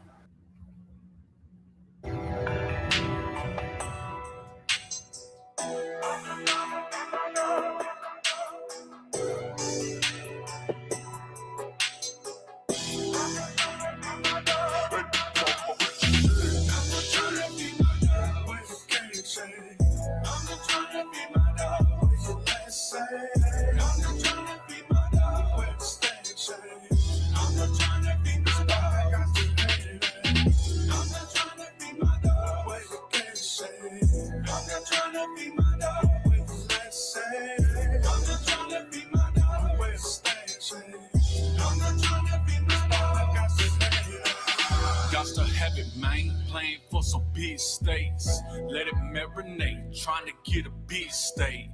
Big steak. Lamb chops on my dinner plate. Daddy get the big piece. Little boys gotta wait. Tired grapes. Trying to carve another lane. Her nails did. Tigers out with the magnetic paint. No time to take a break. You can chill, but I can't. I ain't go to country day. My father, he ain't had no name. I take the banks. Occupy the space. Post up in that bitch until it bleed. Make it men straight. I'm pumping marathon. You get burn out in the race. Party time and Chuck E. Cheese. Ninja Turtle game machine. Gorgonzola on my pizza. I go see the shining sea. State to state, I'm heavyweight. Yokozuna for my people. I need some Picarina. You just standing in the way. Turning up tsunami waves. You just idling in the way. I'm not trying to be my dog. I'm just trying to be my dog.